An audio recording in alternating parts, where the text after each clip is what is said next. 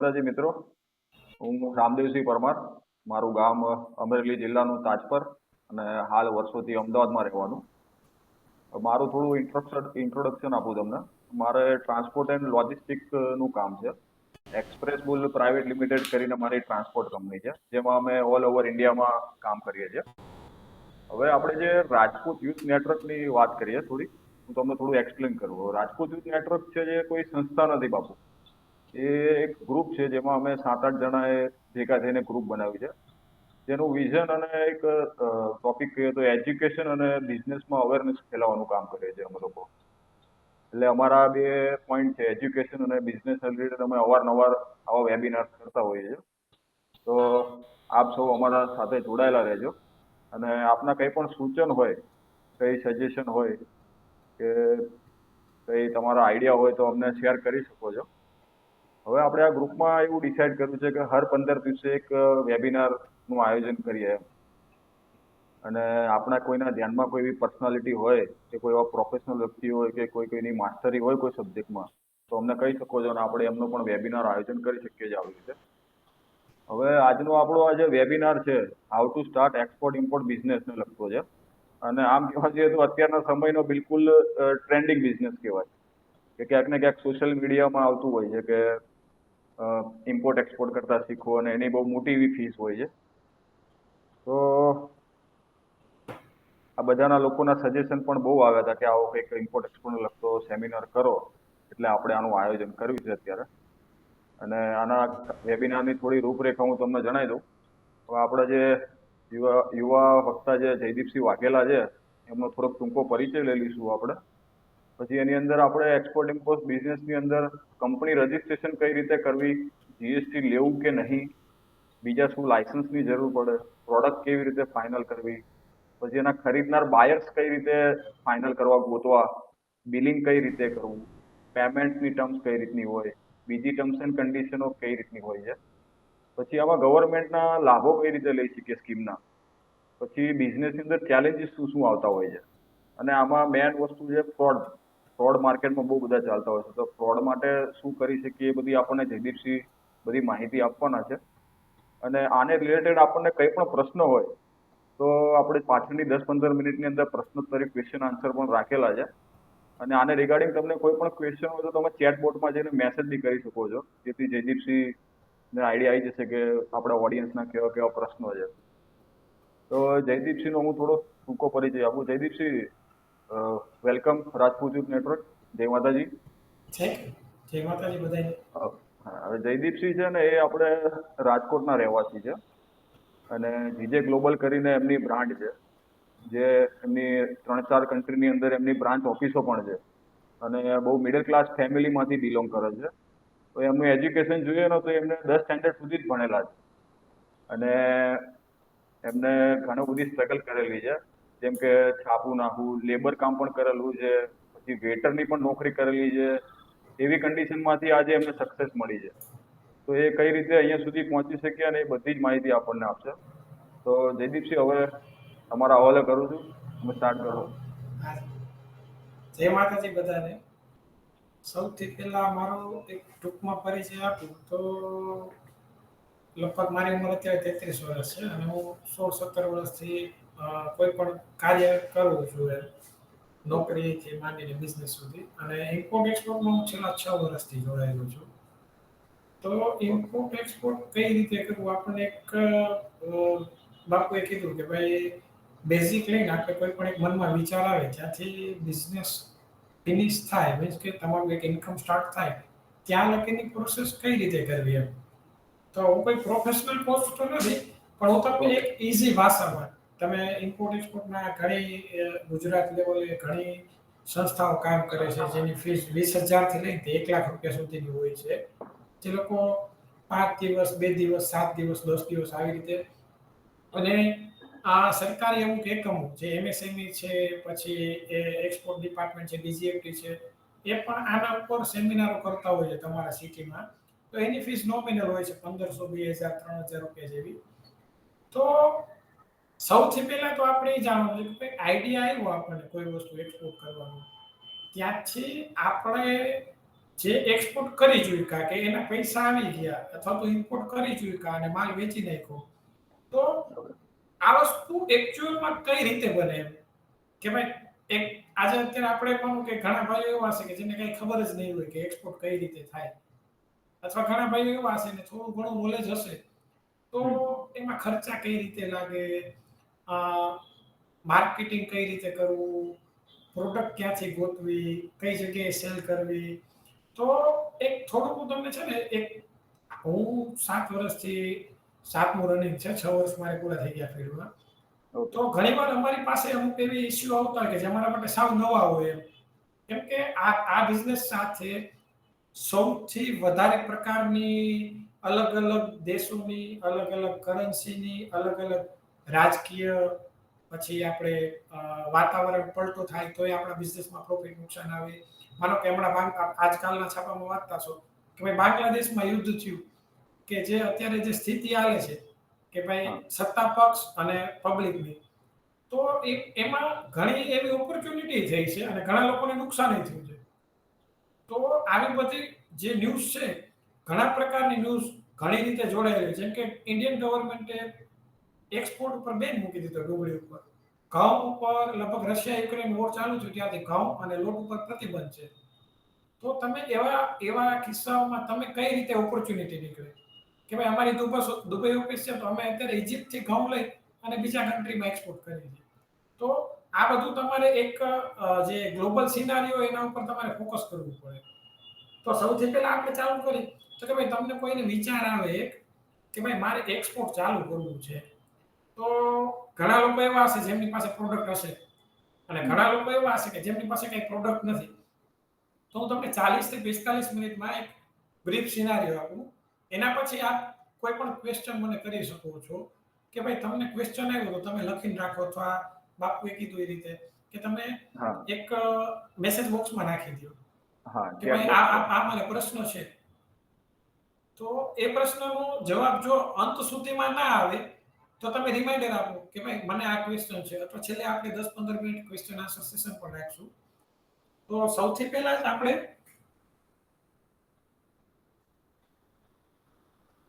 હું આપને slide show દ્વારા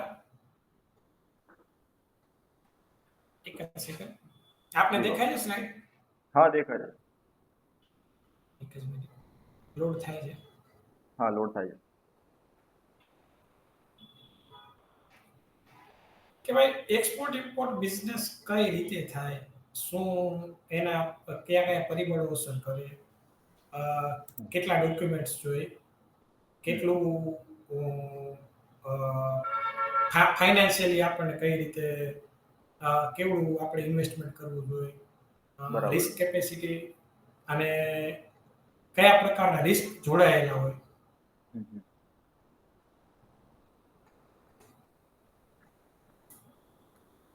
એક જ સેકન્ડ.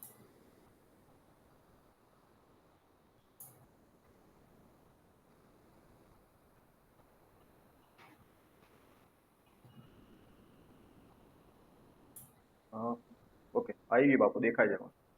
આવી હા. તો આ મેં મારા જાતે બનાવેલું છે કે આપણને ઇઝીલી સમજે છે, કેમ કે ઘણા ઘણા એક્સપોર્ટ ઇમ્પોર્ટના ક્લાસીસ છે. જેમ કે હમ. હમ. આપણે ગુજરાતમાં ફેમસ છે તો ત્રિપલ આઈએમ છે, હા. પછી જીએફઈ ગ્રુપ છે, પછી લાઇન ઇન્સ્ટિટ્યૂટ છે અહીંયા રાજકોટમાં, પછી યુએસ, આવા ઘણા ઇન્સ્ટિટ્યૂટ હોય છે. પણ એ લોકો શું કરે છે ખબર છે, જે ડાર્ક સાઇડ છે એ નથી બતાડતા. નથી બતાવતું. બસ સારું સારું જ બતાડે છે કે ભાઈ ડોલરમાં કમાઓ, આટલા લાખ કમાઓ, અને એ 100 વિદ્યાર્થીમાંથી એક વિદ્યાર્થી સક્સેસ ગયો તો એનું જ પ્રેઝન્ટેશન કર્યા રાખશે. હમ. હમ. પણ જે 99 લોકોએ કોર્સ કરી એમાંથી 70-80% લોકો કામ નથી કરી શકતા. એનું મેઇન રીઝન એ છે કે એ લોકો જે શીખડાવે છે અને જે માર્કેટ છે એ તદ્દન વિપરીત છે.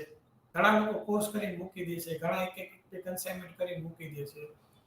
તો મેં છે ને પ્રેક્ટિકલ વેમાં કઈ રીતે જઈ શકીએ આપણે એના માટે મારી જેટલી માહિતી છે એ પ્રમાણે મેં પીપીટી તૈયાર કરી છે. તો જી બાબુ. આપણે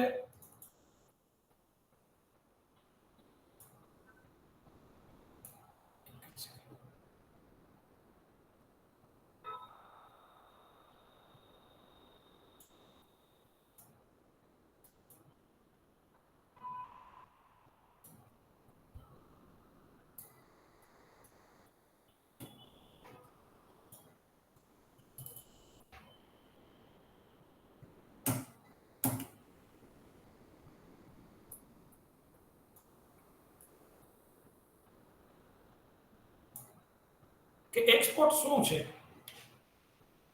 તો આપણે ઘણીવાર આપણે કોઈ આપણા સગાવાલાને ત્યાં કઈ નાની મોટી વસ્તુ મોકલી તો એને એક્સપોર્ટ ના કહેવાય, તો આપણે પર્સનલી મોકલીએ કે આપણે કોઈ પર્સનલ યુઝ માટે વસ્તુ મંગાવીએ તો કે an export in international trade is a good produced in one country that is sold in to another country. કે કોઈ પણ એક સામાન અથવા તો સર્વિસ જ્યારે એક દેશથી બીજા દેશમાં વેપારિક રીતે જાય, લેવેચ થાય કે ભાઈ તમારું સોફ્ટવેર અમારે જોઈએ છે, તમારા દાડમ અમારે જોઈએ છે, તમારો ઘઉંનો લોટ અમારે જોઈએ છે, કે XYZ આઇટમ જ્યારે વેપારિક દ્રષ્ટિથી જાય એને એક્સપોર્ટ કહેવામાં આવે. હવે ઓકે. એક્સપોર્ટ ચાલુ કરવા માટે શું જોઈએ? તો સૌથી પહેલા છે કંપની સેટઅપ.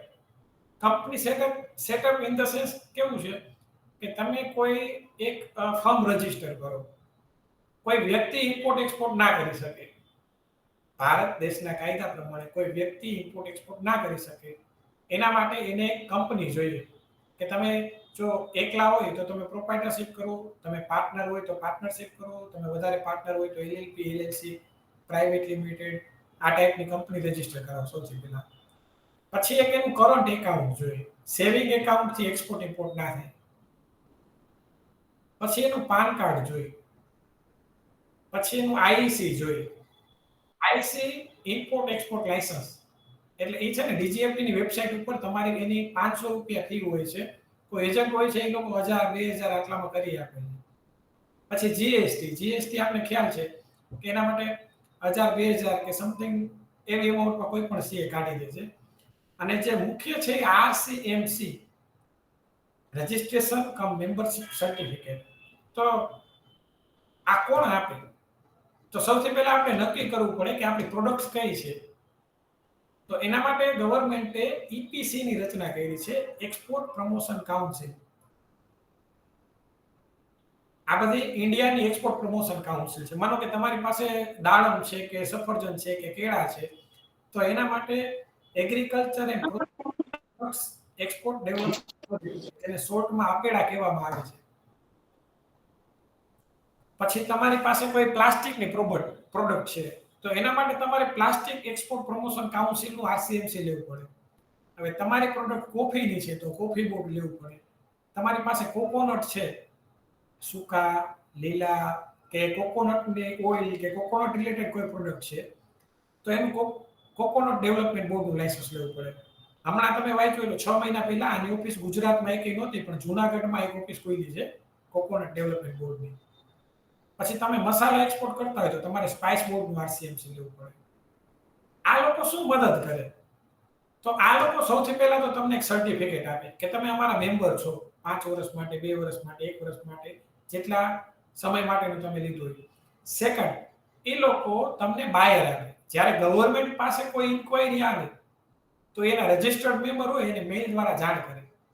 ત્રીજી વસ્તુ, તમારા ફિલ્ડમાં કોઈ પણ મોટા ફેરફાર થાય અથવા કોઈ પણ નવી માહિતી હોય તો આ લોકો એના રજિસ્ટર્ડ મેમ્બરને આપે. જેમ કે અપેડા હોય તો દર વીકલી બાય વીકલીમાં મેલ કરતા હોય છે કે સુરણનો ભાવ દુબઈમાં હાઈ થઈ ગયો, તો ઇન્ડિયાના કેરીને ઓસ્ટ્રેલિયા છૂટ આપી, રશિયા ઇન્ડિયાના કેળા લેવા માંડ્યું. તો આવી બધી ન્યૂઝ છે એ અપેડા આપતું હોય. તો તમને ક્યાં ઓપોર્ચ્યુનિટી થઈ, ક્યાં ડિમાન્ડ નીકળી, ક્યાં ભાવ વધારે મળે છે, કોઈ વસ્તુ પર પ્રતિબંધ લાગ્યો, તો આ લોકો તમને જાણકારી આપે. પ્લસ એ લોકો તમને એક્સપોર્ટ પ્રમોશનમાં માર્કેટિંગમાં હેલ્પ કરે. કે કોઈ એક્સપો થતા હોય, હવે માનો કે તમારી પાસે અપેડાનું સર્ટિફિકેટ છે અને દુબઈમાં ગલ્ફ ફૂડ ફેસ્ટિવલ થાય, તો અપેડાવાળા તમને કહે કે ભાઈ નોર્મલ સ્ટોલનું ભાડું ₹3 લાખ છે, પણ તમે અપેડાના મેમ્બર છો ને એટલે તમારા માટે ₹2 લાખ. પ્લસ અમુક ગવર્મેન્ટની સ્કીમ તમને માર્કેટિંગ આસિસ્ટન્સ, કે તમે ભારતની પ્રોડક્ટ બીજે વેચવા માટે, માર્કેટિંગ કરવા માટે જાઓ છો તો ભારતનો એમએસએમઈ ડિપાર્ટમેન્ટ તમને ટિકિટ, વિઝા અને અમુક જે ગવર્મેન્ટની સહાય થતી હોય એમ્બેસી લેવલે, તો એમાં તમને બધામાં મદદ કરે. તો આ થયું આરસીએમસી, આપણે અહીંયાથી લેવાનું છે. હવે પ્રોડક્ટ કઈ રીતે સિલેક્ટ કરવી? હવે તમારી પાસે ઘણા પાસે પ્રોડક્ટ હોય તો ઠીક છે, જો નથી આ આ જે સ્લાઇડ છે આ સ્પેશિયલ એના માટે બનાવી છે કે જેમના પાસે કોઈ પ્રોડક્ટ નથી, તો તમારે પ્રોડક્ટ એવી પકડવાની છે માર્કેટમાં રેગ્યુલર હાલતી હોય કે ભાઈ ભારતથી દુબઈ આ વસ્તુ બહુ મોટી ક્વોન્ટિટીમાં જાય છે, તો એમાં તમને ઇઝીલી એન્ટર થઈ શકશો. જ્યારે કોઈ લિમિટેડ ક્વોન્ટિટી હોય ને તો માર્કેટમાં માનો કે અહીંયાથી 100 જ ડીઝલ એન્જિન દુબઈ જાય છે, તો હવે તમે ડીઝલ એન્જિન લઈને અહીંયાથી ત્યાં જાઓ ને તો તમારી કોમ્પિટિશન જાજી હોય છે. અહીંયાથી 100 જ જાય છે એક લિમિટેડ એરિયામાં. પછી આ ડુંગળીના કન્ટેનર છે તો એ રોજના 20 જાય છે. તો ડુંગળી પાછી એવી પ્રોડક્ટ છે કે ભાઈ ઇઝીલી ખપત થઈ જાય કે જે માર્કેટમાં ટ્રેન્ડ આવતો હોય, તમે જે કન્ટ્રી ટાર્ગેટ કરો છો એમાં જે ટ્રેન્ડિંગ પ્રોડક્ટ હોય ને આ પકડો. પછી માર્કેટમાં અવેલેબલ હોય. આજમાં આપણે ગુજરાત છે તો ગુજરાતથી બાજરો, જીરું, તલ, મગફળી અને આની બધી પ્રોડક્ટની વધારે ડિમાન્ડ હોય કે ભાઈ ગુજરાતમાં ઇઝીલી અવેલેબલ છે. જ્યારે આપણે સુરણ કરવા જાય તો આંધ્રપ્રદેશથી જવું પડે, કોકોનટ સૂકા નાળિયેર કરવા જાય તો આપણે કેરાલા અને તામિલનાડુ જવું પડે, જ્યારે આપણે એપલ કરવા જાય તો આપણે હિમાચલ જવું પડે, પછી સરસ્યું છે તો એના માટે આપણે રાજસ્થાન જવું પડે. સ્ટેટ વાઇઝ માનો આપણે ગુજરાતમાં છે તો આપણને ઇઝીલી કઈ કઈ પ્રોડક્ટ મળે, તો કે જીરું છે, ધાણા છે, તલ છે, ઘઉં છે, ઘઉંનો લોટ છે, બાજરો છે, તો જે પ્રોડક્ટ માર્કેટમાં ઇઝીલી અવેલેબલ હોય. પછી ડિમાન્ડિંગ માર્કેટ કે ત્યાં સામે જે ટાર્ગેટ કન્ટ્રી છે ત્યાં ડિમાન્ડ હોવી જોઈએ એ પ્રોડક્ટની. તમે એવી પ્રોડક્ટ કોઈ લઈને ગયા કે જેની ડિમાન્ડ નથી ત્યાં, તો એ તમારી ના ચાલે. પછી માર્કેટ એક્સેસ, આ ખાસ સમજવા જેવું છે કે પેટ્રોલિયમ પ્રોડક્ટ બહુ આવે બહારથી, પણ એમાં આપણે એક્સેસ ના કરી શકીએ. એના માટે ગવર્મેન્ટે રિફાઇનરીને નોમિન કર્યા કે ભાઈ પેટ્રોલિયમ પ્રોડક્ટ છે તો રિફાઇનરી સિવાય કોઈ ઇમ્પોર્ટ નહીં કરી શકે. પછી અમુક બીજી પ્રોડક્ટ છે જેમ કે ડાયમંડ છે, ગોલ્ડ છે, એમાં ગવર્મેન્ટનું એક એવું હોય કે તમારે ઘણી પ્રકારના લાયસન્સ લેવા પડે.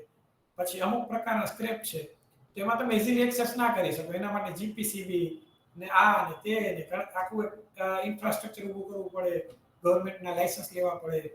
તો જે પ્રોડક્ટ ઇઝીલી તમે ટ્રેડ કરી શકો ને એવી લ્યો, જેમાં માર્કેટ એક્સેસ ના મળતો હોય એવી પ્રોડક્ટમાં સ્ટાર્ટિંગમાં ના જાઓ. પછી પોલિટિકલ, સોશિયલ અને એન્વાયરમેન્ટલ એડેપ્શન. હવે કોઈ કન્ટ્રીમાં કોઈ ચૂંટણી હાલે છે તો એની જે જાહેરાતની મટીરિયલ છે, પછી અમુક જે છે સોશિયલ કે ભાઈ આપણા તહેવારો આવતા હોય કે દિવાળીમાં લાઇટો વધારે ચાલે, પછી એવી જ રીતે ચાઇનામાં ન્યૂ યર આવે તો ત્યારે ત્યાં પતંગ વધારે ચાલે, પછી કાગળના અમુક પ્રોડક્ટ્સ વધારે ચાલે. સેમ વસ્તુ દુબઈમાં રમજાન મહિનો, તો રમજાન મહિનામાં એ લોકો ઉપવાસ કરે તો ત્યારે દાડમ અને ફ્રૂટ્સ વધારે ચાલે. રમજાન મહિનામાં એ લોકો નોનવેજ ઓછું જમે. તો અને એન્વાયરમેન્ટલ રિડક્શન કે ભાઈ ત્યાં ઇઝીલી માનો કે વિયેતનામ છે તો ત્યાં ઝાડવા બહુ છે તો ત્યાંથી વુડ પાવડર, પ્લાયવુડ આ બધી વસ્તુ બધા પ્રોડક્ટ વધારે આવે. તો આવા બધા તમારે પાસા એના નોટ કરવાના તમારી પ્રોડક્ટ વિશેના કે ભાઈ કઈ કન્ટ્રીમાં થી ઇઝીલી અવેલેબલ છે અથવા કઈ કન્ટ્રીમાં ઇઝીલી જાય છે. પછી નીડી પ્રોડક્ટ્સ કે જેની જરૂરિયાત ઉત્પન્ન થાય વારે વારે. એટલે કોઈ એક તમે એક પીસી લીધું તો એ તમે એક લીધું તો 5 વર્ષ લગીને બીજી વાર પીસી તમે લેવાના નથી. પછી ડુંગળી છે તો ડુંગળી તો તમારે રોજ જોઈએ અને અઠવાડિયામાં 2 વાર 3 વાર. કે પછી કોઈ જે મેન્યુફેક્ચરિંગ યુનિટ હોય એમાં રો મટીરિયલ વપરાતું, તો એ બધી પ્રોડક્ટ છે ને તમને એના ઓર્ડર રેગ્યુલર જનરેટ થશે. જ્યારે કોઈ માનો તમે એક મશીન બનાવો છો એમાં માર્જિન વધારે છે પણ એ મશીન સામેવાળી પાર્ટી એકવાર લીધું તો એમાં પછી તમારી 5 વર્ષ 10 વર્ષની ગેરંટી હોય. તો એ મશીન જો તમે મેન્યુફેક્ચરર છો તો વાંધો નહીં, પણ જ્યારે તમે તમારી પાસે કંઈ પ્રોડક્ટ નથી ત્યારે તમે એવી પ્રોડક્ટમાં ઘૂસશો ને કે જેનું ઓર્ડર રેગ્યુલર જનરેટ ના થતા હોય તો તમે એકવાર એક્સપોર્ટ કરી દીધું, 2 વાર એક્સપોર્ટ કરી દીધું પણ એના ઓર્ડર રેગ્યુલર જનરેટ નહીં થાય.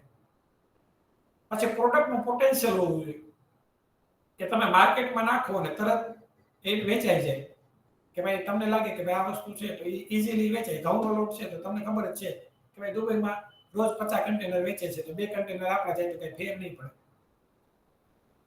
અને લાસ્ટ જે છે એ છે incentive and facilities for export. તો આ વસ્તુ ઇન્સેન્ટિવ અને ફેસિલિટીઝ કે ભાઈ આપણે જ્યારે એક્સપોર્ટ કરીએ છીએ કોઈ પ્રોડક્ટનો તો ભારત સરકાર તમને અમુક રૂપે સહાય અથવા તો બોનસ એવું આપે છે, જેમાં રોડ ટેપ છે, ડ્યુટી ડ્રોબેક છે, પછી અમુકમાં ટેક્સ બેનિફિટ્સ છે કે ભાઈ તમે પ્લાસ્ટિકના દાણા લ્યો છો અને એ જ પ્લાસ્ટિકના દાણાની ખુરચી અને પાઇપ બનાવીને તમે એક્સપોર્ટ કરો છો, તો તમે જે જીએસટી ભર્યો છે એ જીએસટી સરકાર તમને પૂરેપૂરો પાછો આપે છે. પ્લસ તમે જે ખુરચી બનાવીને મોકલી છે તો એમાં તમને 2% રોડ ટેક્સ છે, તો એ તમને માનો કે 1 લાખ રૂપિયાની ખુરચી એક્સપોર્ટ કરી તમે તો 2000 રૂપિયા તમને સરકાર આપે છે. અને ડ્યુટી ડ્રોબેક તો એ 1% છે, તો 1 લાખ 1000 માનો કે 10 લાખનું તમે કન્ટેનર ભર્યું તો 20 લાખ રૂપિયા ડ્યુટી રોડ ટેક્સ અને 10,000 રૂપિયા ડ્યુટી ડ્રોબેક. અને માનો કે 70,000 તમને જીએસટી લાગ્યું છે તો 70,000 જીએસટી પાછો. એવી રીતે 1 લાખ રૂપિયા સરકાર તમને અલગ અલગ રૂપે પાછા આપે છે કે તમે એક્સપોર્ટ કરો છો. તો જે પ્રોડક્ટમાં સારું ઇન્સેન્ટિવ અને ફેસિલિટીઝ મળતી હોય એવી પ્રોડક્ટ ચૂઝ કરો. તો જયદીશભાઈ, આપણને ક્યાંથી ખબર પડે કે આ પ્રોડક્ટમાં આટલું ગવર્મેન્ટ વધારે હેલ્પ કરી રહી છે?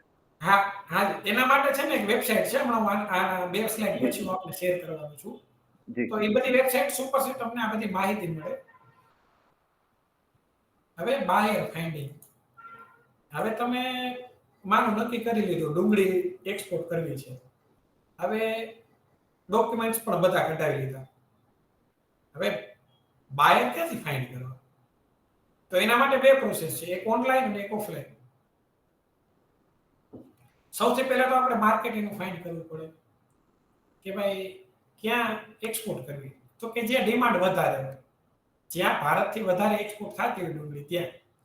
પછી ત્યાંનું માર્કેટ સ્ટેબલ હોવું જોઈએ. અત્યારે તમે બાંગ્લાદેશ એક્સપોર્ટ કરો તો એ સ્ટેબલ માર્કેટ ના કહેવાય, તમારા પૈસા ફસાવવાની પૂરેપૂરી શક્યતા છે. જે તે વખતે શ્રીલંકામાં ઇસ્યુ થયો ત્યારે અમારા કન્ટેનર રસ્તામાં હતા ત્યાં, અને અમે પૈસા બધા હવાલા થ્રુ ઇન્ડિયા મંગાવેલા. અને એ પૈસા અમને થોડોક લોસ થયેલો કે ભાઈ અચાનક ગવર્નમેન્ટ સ્ટેબલ કે ભાઈ પીએમ જ ભાગી ગયો એનો, અને રેટ આરાજ થઈ ગયા એટલે બેંક બધું બંધ થઈ ગયું, અને જે લોકોના જ્યાં પૈસા જ્યાં હતા એ ત્યાં પડ્યા છે. પછી પ્રોફિટેબલ હોય માર્કેટ તમારું. માનો કે તમે કોઈ એક કન્ટ્રીથી બીજી કન્ટ્રી મોકલો છો ને ત્યાં રેટ જ નીચા છે તો તમને લોસ જાય. તમે એક્સપોર્ટ તો કર્યું પણ તમને લોસ જાય. પછી ટ્રેડ બેરિયર ના હોય. હવે એનું અત્યારે ઉત્તમ ઉદાહરણ લઈએ તો ભારત પાકિસ્તાન, કે ભાઈ ટ્રેડ બેરિયર છે, ધંધો છે, બધું છે, ડિમાન્ડ છે, ત્યાંય સ્ટેબલ છે, પ્રોફિટેબલ છે, પણ ટ્રેડ બેરિયર છે. ભારતથી તમે મોકલી જ ના શકો. અને બિઝનેસ ફ્રેન્ડલી ક્લાઇમેટ હોવું જોઈએ. માનો કે પાકિસ્તાન, શ્રીલંકા, બાંગ્લાદેશ આ બધા બિઝનેસ ફ્રેન્ડલી ક્લાઇમેટ ના કહી શકાય અત્યારની પરિસ્થિતિમાં. તો યુએઈ છે તો તમને ખબર હોય કે ભાઈ આપણે ઘણા વાર તમે વિડીયો જોતા હોય કે ભાઈ પાકીટ ને મોબાઈલ તમે એમને મૂકીને વહી જાવ તો 2 કલાક પછી ત્યાં પડ્યું હોય. તો દુબઈ છે, ગલ્ફના બીજા કન્ટ્રી છે, યુરોપ છે, તો આ બધા કન્ટ્રીઝ બિઝનેસ માટે ફ્રેન્ડલી ક્લાઇમેટ. હવે સેમ વસ્તુ તમે આફ્રિકામાં જાઓ તો બધું છે, ડિમાન્ડ છે, સ્ટેબિલિટી છે, પ્રોફિટ છે, ટ્રેડ બેરિયર નથી, પણ બિઝનેસ ફ્રેન્ડલી ક્લાઇમેટ નથી. તમને 100 ના 200 થાય પણ કોક રાતે ગોળી મારીને વયો જાય. અને કોને આપણો માં બાય હોય તો એ નેતા ગુડામાંથી આ કન્ટેનર જ ઉપાડી લે, ખબર જ ન પડે. ઇવન પોર્ટમાંથી થઈ આવેલા કિસ્સા અમુક લોકોના કે ભાઈ પોર્ટ લગી એ લોકોએ માલ પહોંચાડી દીધો તો પોર્ટમાંથી કન્ટેનર ચોરાઈ જાય અને કોઈ વ્યક્તિ જવાબ ના આપે. તો તમે આ 5 જે છે જ્યારે તમે માર્કેટ સિલેક્ટ કરતા હોય તો આ 5 મુદ્દાને ધ્યાનમાં રાખવા. હવે આપણે જે માર્કેટ મળી ગયું આપણને, આવે કે આપણે દુબઈ જોયું અત્યારે કે ડુંગળી માટે બધું સેટ થઈ ગયું આપણું. હવે એની પાસે 5 ક્વોલિટી છે, ત્યાં ડિમાન્ડ છે, સ્ટેબલ ગવર્નમેન્ટ છે, પ્રોફિટ મળે છે, ટ્રેડ બેરિયર નથી, અને બિઝનેસ ફ્રેન્ડલી ક્લાઇમેટ છે. તો હવે બાયર ગોતવા ચાલો મારે દુબઈમાં, તો સૌથી પહેલા શું કરીશ? ઓનલાઈન. તો હવે સૌથી પહેલા તમે તમારી કંપનીની એક વેબસાઇટ બનાવો અથવા કોઈ જે ફ્રી ઓફમાં બ્લોગ બનાવતા હોય. ઘણી એવી અત્યારે ઇન્સ્ટાગ્રામ એનું બેસ્ટ ઉદાહરણ છે. હવે ઇન્સ્ટાગ્રામ પર તમારી કંપનીની પ્રોફાઇલ બનાવો, તમે એમાં તમારી પ્રોડક્ટના વિડીયોઝ નાખો. સેકન્ડ છે સોશિયલ મીડિયા. તેમાં ફેસબુક, ઇન્સ્ટાગ્રામ, ટ્વિટર, પિન્ટરેસ્ટ આવી અલગ અલગ કન્ટ્રીમાં અલગ અલગ, ચાઇનામાં ટિકટોક છે, મૂવ છે, તો એવી બધી જે સોશિયલ મીડિયાની એપ્સ હોય એમાં તમે નાખો. લિંક્ડઇન છે. પછી ઈમેલ માર્કેટિંગ, કે તમે બાયરનો ડેટા કઢાવો કે ભાઈ ભારતથી ડુંગળી દુબઈમાંથી કોણ ખરીદે છે. તો તમારી પાસે 100 જણાનું લિસ્ટ આવ્યું તો એ 100 ને તમે ઈમેલ કરો કે ભાઈ અમારી પાસે સારી ક્વોલિટીની ડુંગળી છે, અમે તમને આ રેટમાં આપશું. અથવા તમે એને ખાલી જાહેરાત માટે ઈમેલ નાખો પહેલા, પછી ઇન્ટરેસ્ટેડ હોય પછી તમે એને રેટ આપો. તો એ ડેટા આપણે ગવર્મેન્ટ પ્રોવાઈડ કરાવતું હોય છે જયદીપસિંહ, કે કોઈ પ્રાઇવેટ સેક્ટરમાંથી મંગાવી શકીએ? ના, પ્રાઇવેટ સેક્ટર. ગવર્મેન્ટ આપે છે પણ ગવર્મેન્ટ એટલું અ, જે કહીને આપણે એક્યુરેસી વાળું નહીં. ઘણી વાર છે ને એ લટકાવી દે છે કામ. એ લોકોનું કેવું છે, એમ્બેસી લેવલે કામ થોડુંક છે ને એવું હોય છે કે તમને ઓળખાણ હોય અથવા તો કોઈ આપણે છે ને આપણી ભાષામાં જેક, કે જેક હા, લગાડવો પડે ને. નકર બતાવવા ખાતર તમને આપી દે એવું થાય. હા, એ તમને છે ક્વોલિટી ને ના. અમુક એવી બધી જે ટૂંકમાં જે પાર્ટી એવી હોય ને એ ટાઈપની આપી દે. અને નીચે જે લાસ્ટ છે ને ફિયો ગ્લોબલ લિંકર, આ છે ને ગવર્મેન્ટ ઓફ ઇન્ડિયાનું એક ટૂલ છે. હવે એની ઓફલાઈન મેથડ. ચાલો ઓનલાઈન આપણે બધું કરી નાખ્યું, વેબસાઇટ બનાવી નાખી, સોશિયલ મીડિયામાં પેજ બનાવી નાખ્યા, ઈમેલ કરી દીધા, B2B બિઝનેસમાં રજીસ્ટર કરાવી દીધું, અલીબાબા, ના તે trade India, Indian trade portal એમાં બધા, અને ફિયર ગ્લોબલ લિંકરમાં.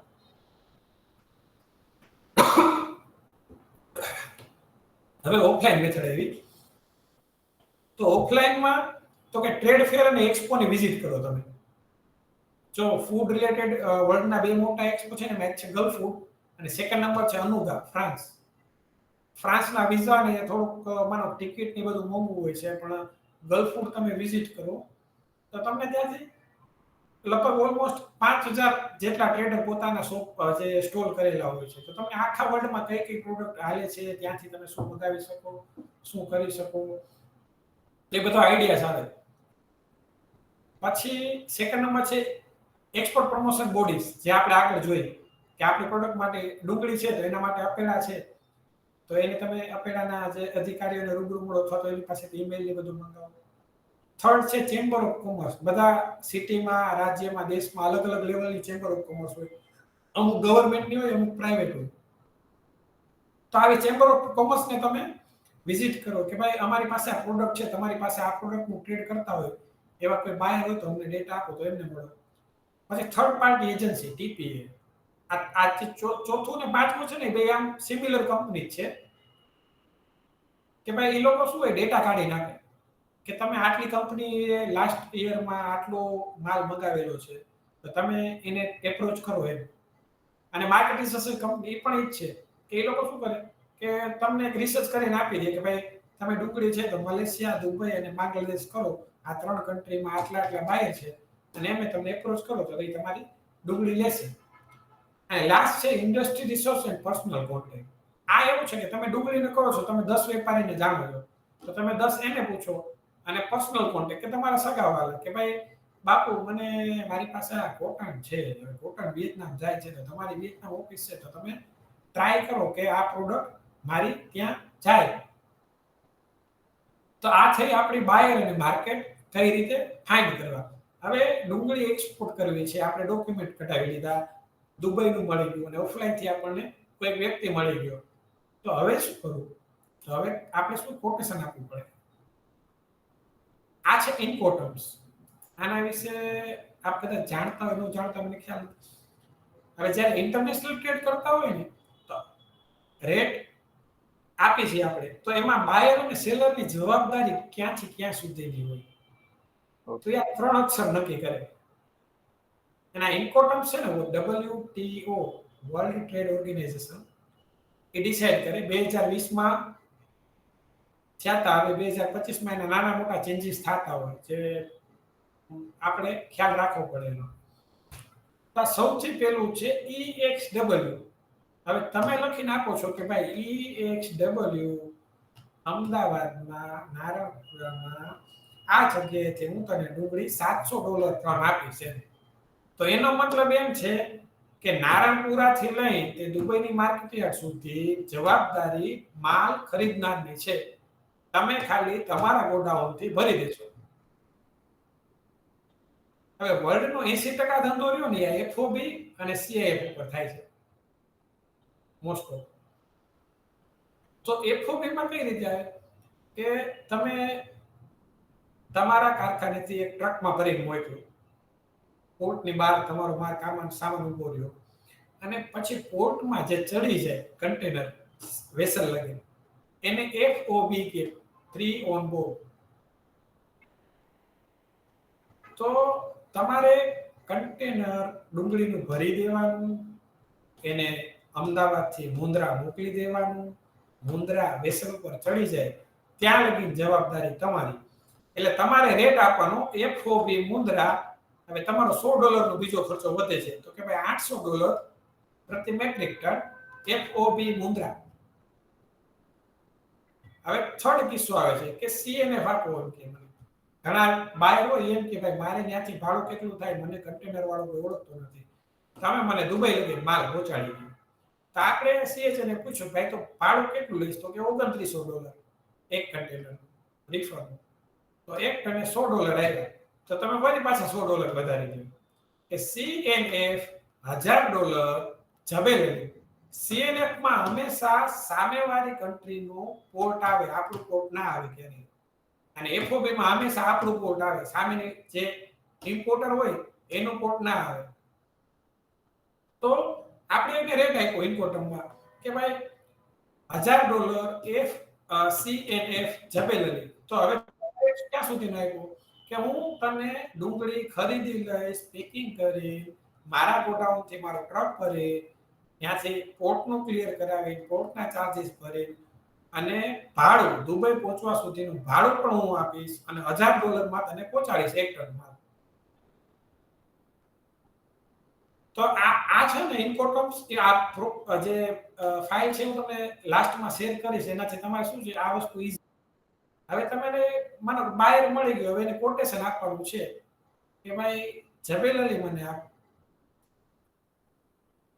તો આપણે કોસ્ટિંગ એડ કરવાનું કે ભાઈ કોસ્ટ. તો સૌથી પહેલા તો આપણે ડુંગળી લીધી એની કોસ્ટ, પછી એને ભરવા માટે જે બેગ લે એની કોસ્ટ, પછી એમાં કઈ માર્કિંગ કરી કે લેબલ કરી એની કોસ્ટ, પછી ટ્રકનું ભાડું અને ટોલ ચાર્જ. મારો અમદાવાદથી મુન્દ્રા લગીને જતો હોય તો ટ્રક વાળો આપણી પાસેથી ભાડું અને ટોલ ચાર્જ લે. પછી પોર્ટના ટર્મિનલ ચાર્જ. હવે આટલા ખર્ચા આપણે ભોગવવાના હોય જો આપણે FOB કહી છીએ તો. શિપિંગ ચાર્જ આપણે નથી ભોગવવાનો. તો જો આપણે CNF લખ્યું હોય તો શિપિંગ ચાર્જ ભોગવવો પડે. હવે ગવર્નમેન્ટ ટેક્સ અને ડ્યુટી આ બહુ ઓછી પ્રોડક્ટમાં હોય. હાલમાં ડુંગળી ઉપર છે 40%. અત્યારે ભારત સરકારનો નિયમ છે કે તમે ભારતમાંથી ડુંગળી દુબઈ મોકલો છો તો એમાં 40% પૈસા ભરવાના. એટલે હમણાં અમે છેલ્લે 2 કન્ટેનર કર્યા ને તો 2 કન્ટેનરમાં $5,35,000 સરકારે અમારી પાસે લીધા. એને હકીકતમાં અમને દેવા જોઈએ, પણ શું કામ કે ડુંગળીનું પ્રોડક્શન ઓછું છે. જો બધા એક્સપોર્ટ કરવા માંડશે તો ભારતના નાગરિકો ડુંગળી વગરના રખડશે અથવા તો $100 કિલો લેશે. તો ક્યારેક આવી પરિસ્થિતિ થતી હોય પણ સામે બાયર હોય, પે કરવા રેડી હોય તો આપણે અહીં આપવાના. મારો બાયર મને આપે છે અત્યારે કે ભાઈ ભલે 5.5 લાખ થાય હું આપીશ અત્યારે તમને, પણ મને અમારે દુબઈમાં ડુંગળી જ નથી અત્યારે. તો શું કરશે એ 5 ના 10 લાખ આપશે કન્ટેનર કે ભાઈ આલ્યો 10 લાખ રાખો પણ તમે ડુંગળી આપો. તો આ જે લાસ્ટ બે છે ને શિપિંગ ચાર્જ અને ગવર્નમેન્ટ ટેક્સ એ બહુ ઓછી પ્રોડક્ટમાં હોય, અને શિપિંગ ચાર્જીસ છે જ્યારે તમે CNF આપો ને ત્યારે. હવે આ સ્લાઇડ રહી ને એક્સપોર્ટ કઈ કઈ રીતે થાય, કેટલી એની વે છે. તો એક તો બાય સી જાય જે આપણે દુબઈ ને બધે જાય છે વેસલમાં. પછી બાય રેલ જાય. બાય રેલ અત્યારે ઇન્ડિયાથી એક જ કન્ટ્રી જાય છે બાંગ્લાદેશ. પાકિસ્તાન જાતો પણ અત્યારે બંધ છે. પછી બાય રોડ તો કે નેપાળ, બાંગ્લાદેશ, મ્યાનમાર આ જગ્યાએ બાય રોડ જાય છે. પાકિસ્તાન જાતો પણ અત્યારે બંધ છે. બાય એર તો જે ફ્રેશ વેજીટેબલ્સ છે 5 સ્ટાર હોટલમાં એ લોકો શું કરે, એ લોકોને વધારે ફ્રેશ જોતા હોય, એકદમ તાજા. જે દુબઈમાં અહીંયાથી સરગવો જાય છે અમદાવાદથી. પછી કેરી જે માનો કે આજે યુરોપમાં કેનેડામાં આપણે જોતા હોય કે ઇન્ડિયન કેરીના $40 નું બોક્સ હોય 3 કિલોનું. ઓલમોસ્ટ $15-17 તો બાયરનો ફ્રેટ જ હોય. બાકી $15-17 માં બીજું પ્રોફિટ ને બધું આવી ગયું. અને જે છેલ્લું છે ઓનલાઈન, તો ઓનલાઈન શું જાય તો કે સોફ્ટવેર છે, સર્વિસીસ છે. હવે તમે કોઈ જ્યોતિષ છો સારા એવા અને તમે તમારી વેબસાઇટ રજીસ્ટર કરાવી, કંપની રજીસ્ટર કરાવી, તો એ જે જે આપણે ઘણીવાર લેતા હોય ઓનલાઈન, ખબર છે કોઈ સારી પ્રોડક્ટ હોય, માનો કે ઘણા ઇન્સ્ટાગ્રામમાં તમે પે કરો છો એ, તો એ સર્વિસ એક્સપોર્ટ કરે છે અમેરિકાથી.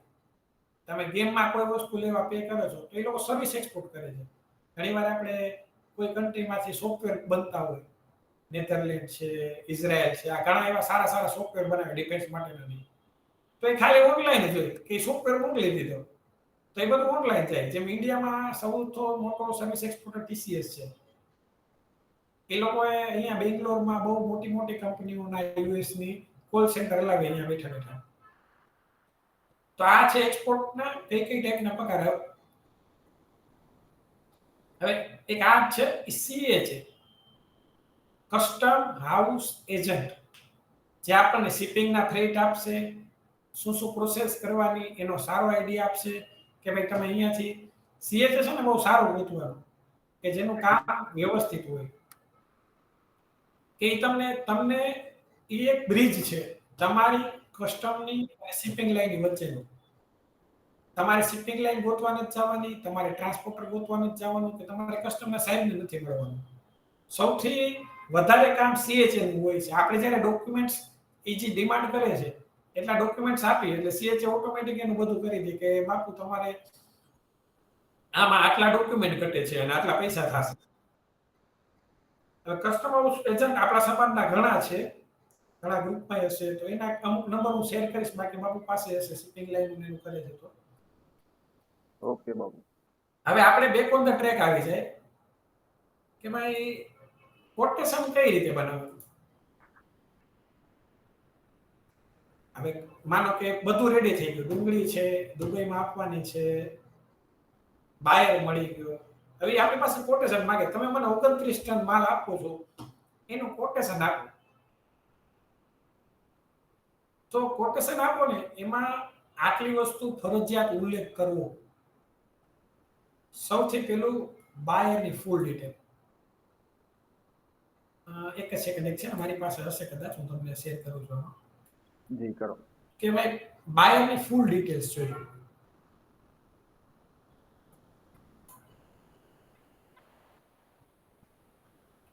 પછી પ્રોડક્ટની ફૂલ ડિટેલ્સ. એક જ સેકન્ડ, કોટેશન કાઢી લો. કોઈને કઈ ન સમજાતું હોય, કઈ એવું લાગે તો કોઈ પણ વગર સંકોચે, આપણે કોઈ એવા પેઇડ ક્લાસીસમાં કે કોઈ એવી ઓલામાં નથી આવ્યા, એટલે બી રિલેક્સ. એમ કઈ પણ એવું લાગે તો નાનો મોટો ક્વેશ્ચન હોય તો નાખી દો. હા,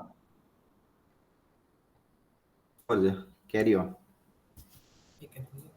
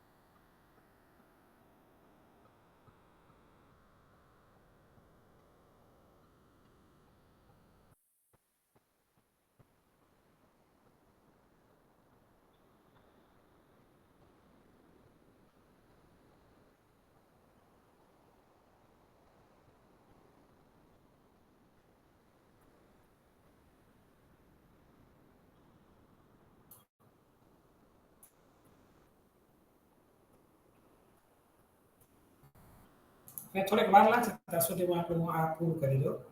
હા. બાયરની ફૂલ ડિટેલ હોવી જોઈએ કે એની કંપનીનું નામ, એનું રજિસ્ટર્ડ એડ્રેસ, એ કયા કન્ટ્રીમાં છે, એનો પિન કોડ હોય તો, અને PO બોક્સ હોય તો.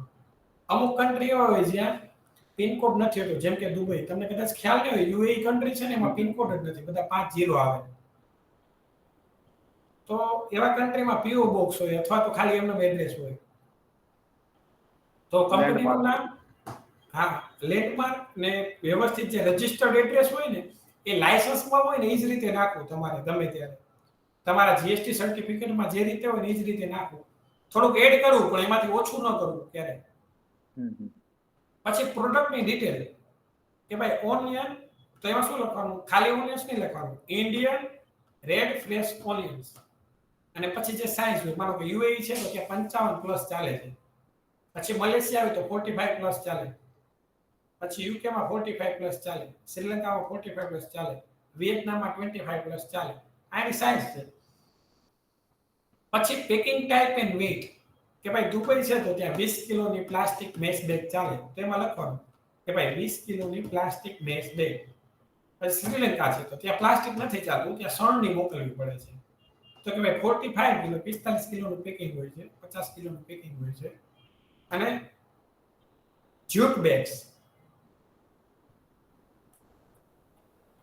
પછી પેકિંગ ટાઈપ એન્ડ વેઇટ, કે ભાઈ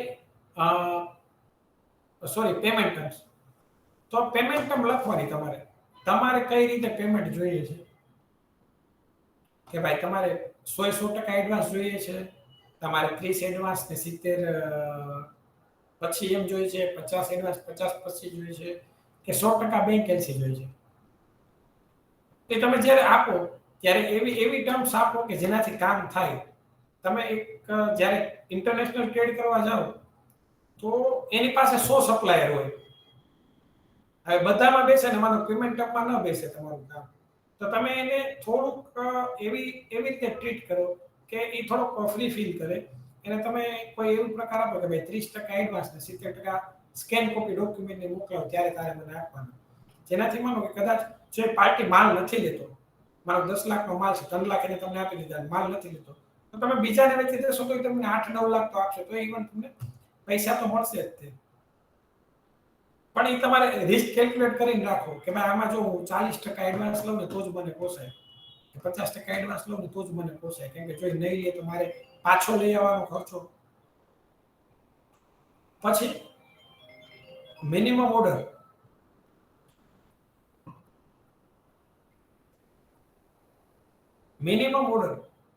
તો કે ભાઈ મિનિમમ ઓર્ડર રાખવાનો કે ભાઈ કોઈ કેમ કે તમે આપ્યું કે ભાઈ $700 ટને, અને હું અમદાવાદથી XYZ ટૂંકમાં એફબી મુંદ્રા આપું છું, તો એમ કે 3 ટન ડુંગળી આપો, તો તમે મિનિમમ ઓર્ડર નો લખ્યો હોય, કેમ કે તમે શું 29 ટનનું કન્ટેનરનું કર્યું હોય, તો તમારે મિનિમમ ઓર્ડર ક્વોન્ટિટી લખવાની કે ભાઈ મિનિમમ 29 ટન મગાવશો ને તો જ હું તમને $700 માં આપીશ, કેમ કે કન્ટેનર તો 29 ટનનું આવે અને તમે લખીને મોકલી દીધું કે ભાઈ ટનને આટલા, પણ તમે આ લખ્યું નહીં, તમે મિનિમમ ઓર્ડર.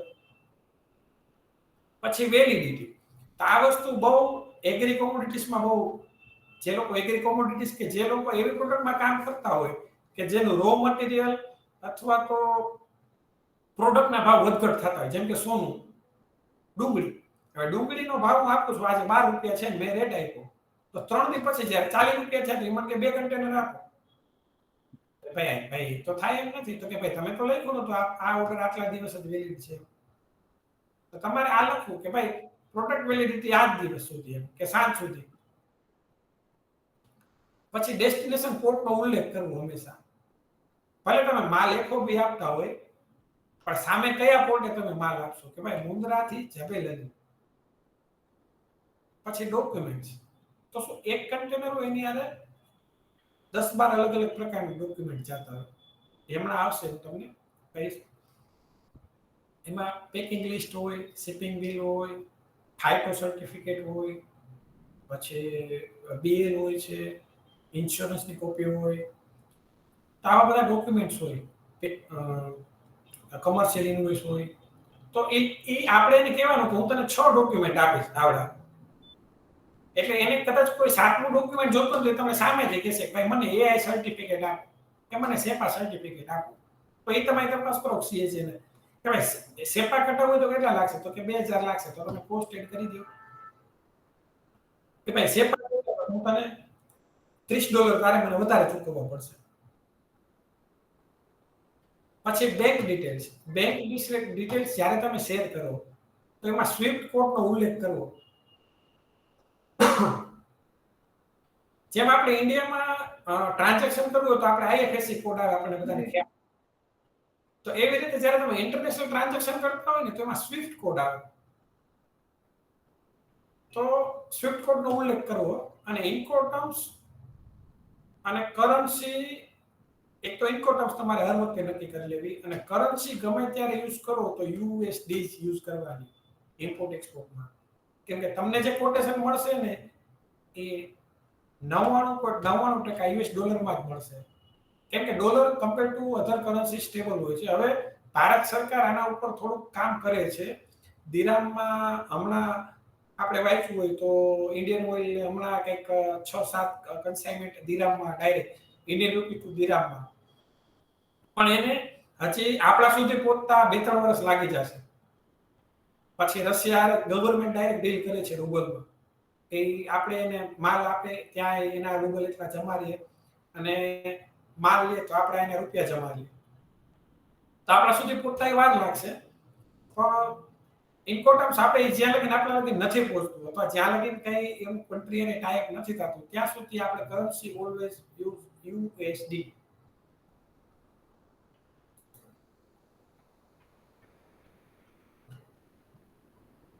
હવે નક્કી થઈ ગયું હાલો કે ભાઈ આપણે કોટેશન મોકલી દીધું. હવે નક્કી થયું કે ભાઈ આટલા ડોક્યુમેન્ટ મને જોશે અને મને આ રીતે માં જોશે, તો તમે બધું આટલા પ્રકારના ડોક્યુમેન્ટ્સ હોય કે જે દર કન્ટેનર સાથે જાય. એક પરફોર્મા ઇન્વોઇસ છે, સેકન્ડ પેકિંગ લિસ્ટ છે, થર્ડ કમર્શિયલ ઇન્વોઇસ છે, પછી સર્ટિફિકેટ ઓફ ઓરિજિન. આ શું કામ જોઈએ? આના કારણ છે કે ભાઈ જ્યારે તમે ડુંગળી મોકલો છો ઇન્ડિયાથી દુબઈ, તો એમાં લખેલું હોય છે નીચે સ્ટેમ્પ મારી કે ભાઈ આ ડુંગળીમાં કે આ પ્રોડક્ટમાં કોઈ ઇઝરાયલની પ્રોડક્ટ નથી એમ. એટલે કોઈ કન્ટ્રીને કોઈ કન્ટ્રી આરે બનતું ન હોય. માનો કે કોઈ આપણે ઘણીવાર તમે ન્યૂઝમાં વાંચ્યું ખારેક પકડાય છે ઇન્ડિયાથી, પાકિસ્તાનથી આવે છે, પણ એ લોકો ખોટા બિલ બનાવીને મોકલે ઈરાનથી ને અફઘાનિસ્તાનથી, પકડાઈ જાય પછી. તો સામેની ગવર્નમેન્ટ છે એનું માનો કે ટેક્સમાં રાહત આપતી હોય, અથવા તો એના ઉપર પ્રતિબંધ હોય કોઈ કન્ટ્રીની કોઈ પ્રોડક્ટ ઉપર, તો એના માટે હર કન્ટેનરે તમારી પ્રોડક્ટનું સર્ટિફિકેટ ઓફ ઓરિજિન માંગે કે ભાઈ તમે ડુંગળી લઈ આવ્યા તો ક્યાંથી લઈ આવ્યા, તો કે ઇન્ડિયાથી, તો કે ઇઝરાયલથી નથી લઈ આવ્યા, તો કે ના, સીઓ આપો. તમારે એક ઇનવોઇસ પેકિંગ લિસ્ટ બે તમારે બનાવવાના હોય છે. બાકી બધા સર્ટિફિકેટ છે ને કે ડોક્યુમેન્ટ છે ને એ તમને સીએચ આપે છે તમને જ્યારે તમારું કન્સાઇનમેન્ટ કન્ફર્મ થઈ જાય ને ત્યારે. અને છે બિલ ઓફ લેડિંગ. બિલ ઓફ લેડિંગ જો બાય સી કર્યું હોય તો શિપિંગ લાઈન, અને બાય એર કર્યું હોય તો એરલાઇન, એ તમને માલ લોડ થઈ ગયાના અમુક સમય પછી આપે. પછી ફાઇટો સર્ટિફિકેટ એગ્રીક આઇટમમાં જોઈએ કે ભાઈ આ વસ્તુમાં કોઈ એવા હાનિકારક તત્વો નથી આ શાકભાજીમાં કે ફળમાં કે જેનાથી વાયરલ રોગ ફેલાઈ જાય. પછી ફસાઈ સર્ટિફિકેટ ફૂડ આઇટમમાં, માનો તમે વેફર મોકલો છો તેમાં ફસાઈ કમ્પલસરી જોઈએ કે ભાઈ તમે દાબેલા ચણા મોકલો છો કે ગાંઠિયા મોકલો છો કે કોઈ એવી ફૂડ આઇટમ કે રેડી ટુ ઈટ અથવા રેડી ટુ કુક મોકલો છો, તેમાં ફસાઈ કમ્પલસરી હોય. પછી શિપિંગ બિલ છે અને અધર સર્ટિફિકેટ રિક્વાયર્ડ. જો આપણો બાયર કોઈ એમ કે છે, મેં કીધું કે ભાઈ મારે સેપા જોતું છે કે મને એઆઈ જોતું છે, તો આપણે એ સીએચને પૂછવાનું ભાઈ મારે સેપા કઢાવવું છે કે મારે એઆઈ કઢાવવું છે, તો મને તું કઈ રીતે કઢાવી દઈશ કે તારો ચાર્જીસ શું છે, એ આપણે કોટેશનમાં એડ કરી નાખવાનું. જી મોરી સાહેબ શું કહો છો? એક પ્રશ્ન છે એમને. હાજી ઈબી મોરી, વાંધો નહીં, કન્ટિન્યુ કરો છો. હા હા હા બોલો બોલો. હવે આ આપણું કન્સાઇનમેન્ટ થઈ ગયું કે ભાઈ આપણે કોટેશન આપી દીધું, આ બધું ટૂંકમાં અહીંયા સુધી ડોક્યુમેન્ટેશનની પ્રોસેસ પૂરી. હવે આ માલ વયો ગયો દુબઈ, તો હવે શું કરવાનું? તો કે ભાઈ હવે જ્યારે એ માલનું પેમેન્ટ આવે ત્યારે ગવર્નમેન્ટના બધા બેનિફિટ લેવાના. માનો કે સુરતનું કન્ટેનર અત્યારે હું ભારતથી દુબઈ મોકલું છું, તો મને 16 થી 18,000 રૂપિયાની વચ્ચે એમાઉન્ટ ગવર્નમેન્ટ આપે છે. પછી 5 થી 6,000 રૂપિયાનો જે ખર્ચામાં મને જીએસટી લાગ્યો એ ગવર્નમેન્ટ મને રિફંડ આપે છે, પ્લસ 2,000 રૂપિયા ડ્યુટી ડ્રોબેક આપે છે. તો એક કન્ટેનર મને ભારત સરકાર 17,000, 2,000 અને 6,000 આમ કરીને મને 25,000 રૂપિયા આપે છે. સેમ વસ્તુ કોકોનટમાં 30,000 રૂપિયા જેવું થાય છે બધું થઈને. તો એવી રીતે જે ગવર્મેન્ટના ડ્યુટી ડ્રોબેક છે, જીએસટી છે, કે રોડ ટેપ છે અને ટીએમએ પણ ઘણીવાર આપે છે અમુકમાં, જેને માર્કેટિંગ આસિસ્ટન્ટ કહેવાય. તો એ પણ ગવર્મેન્ટ આપતી હોય છે.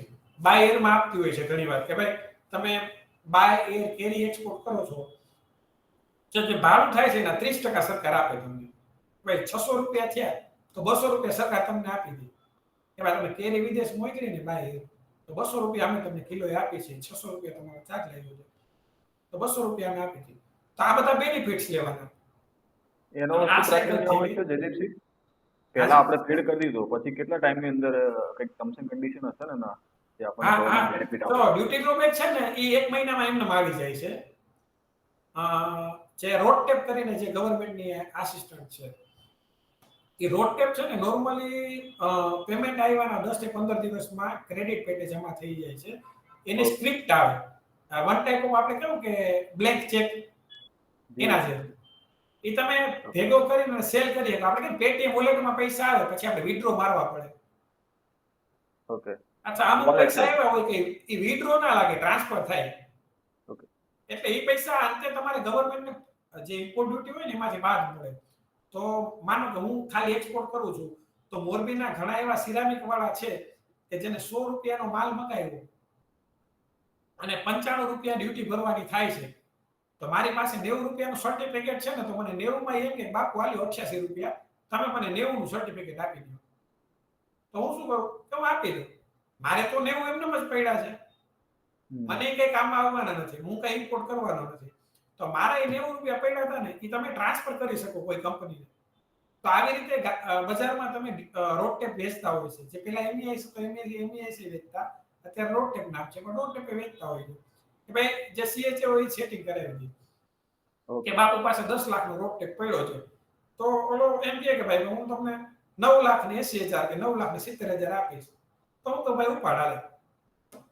એટલે રોડ ટેપ છે ને નોર્મલી પેમેન્ટ આવ્યાના તમે ક્લેમ કરો એટલે લગભગ 10-15 દિવસમાં મળી જાય છે અત્યારે. ઓકે. અને જીએસટી છે તો એ જે તમારો સીએ છે ને એને કહીને એની રિફંડની પ્રોસેસ કરાવવી પડે. એમાં સીએચએ નું કાંઈ કામ હોતું નથી જીએસટીમાં. જ્યારે ડ્યુટી ડ્રોબેક અને રોડ ટેપમાં સીએચએ નું કામ હોય છે. ઓકે. હવે આપણે ડુંગળીનું આખું એક એક્સપોર્ટનું આપણે હેન્ડ્યું. હવે માનો કે તમારી પાસે કઈ આઈડિયા નથી કે પ્રોડક્ટ નથી, તો શું કરવું? તો તમે ઇન્ડિયાના જે ટોપ 25 એક્સપોર્ટ માર્કેટ છે એ પકડી લ્યો. કે ભાઈ પહેલું શું છે કે યુએસ છે, તો ડેટા કાઢો યુએસ શું શું જાય છે. બીજા નંબર ઉપર ચાઇના છે, તો ચાઇના શું શું જાય છે. ત્રીજો નંબર યુએઈ એટલે કે દુબઈ આપણે કહી છે. તો દુબઈ શું શું જાય છે, હોંગકોંગ છે, બાંગ્લાદેશ છે, સિંગાપોર છે. તો આ બધા કન્ટ્રીનો અભ્યાસ કરો તમે કે ભાઈ અહીંયાથી શું જાય છે પ્રોડક્ટ વધારે. અને અમુક પ્રોડક્ટ એવી હોય કે જેમાં બહુ ઓછા લોકો કામ કરતા, એવી પ્રોડક્ટ પકડશો ને તો તમને કોમ્પિટિશન ઓછી મળશે. જ્યારે અમુક પ્રોડક્ટ એવી હોય કે એમાં ભાઈ લોટ્સ ઓફ માણસો હોય, કે જેમ કે ડુંગળી હાવ ઈઝી છે એટલે માણસ નોર્મલી પેલું કન્ટેનર ડુંગળીનું મોકલે દુબઈ કે ભાઈ 4 દિનમાં પહોંચી ગઈ, 5 દિનમાં પહોંચી, હાલો ત્યાં શું ભાવ છે કે આ ભાવ, હાલો વેચી, પૈસા આવી ગયા, 12-15 દિનમાં એ સાયકલ આખી પૂરી થઈ ગઈ. પણ એવી જ્યારે પ્રોડક્ટ કરો ને ત્યારે એમાં નફા નુકસાનની જે વોલેટિલિટી હોય બહુ મોટી હોય કે ભાઈ ડુંગળી એવી આઈટમ છે કે ભાઈ કે આપણે રોડ આવે છે.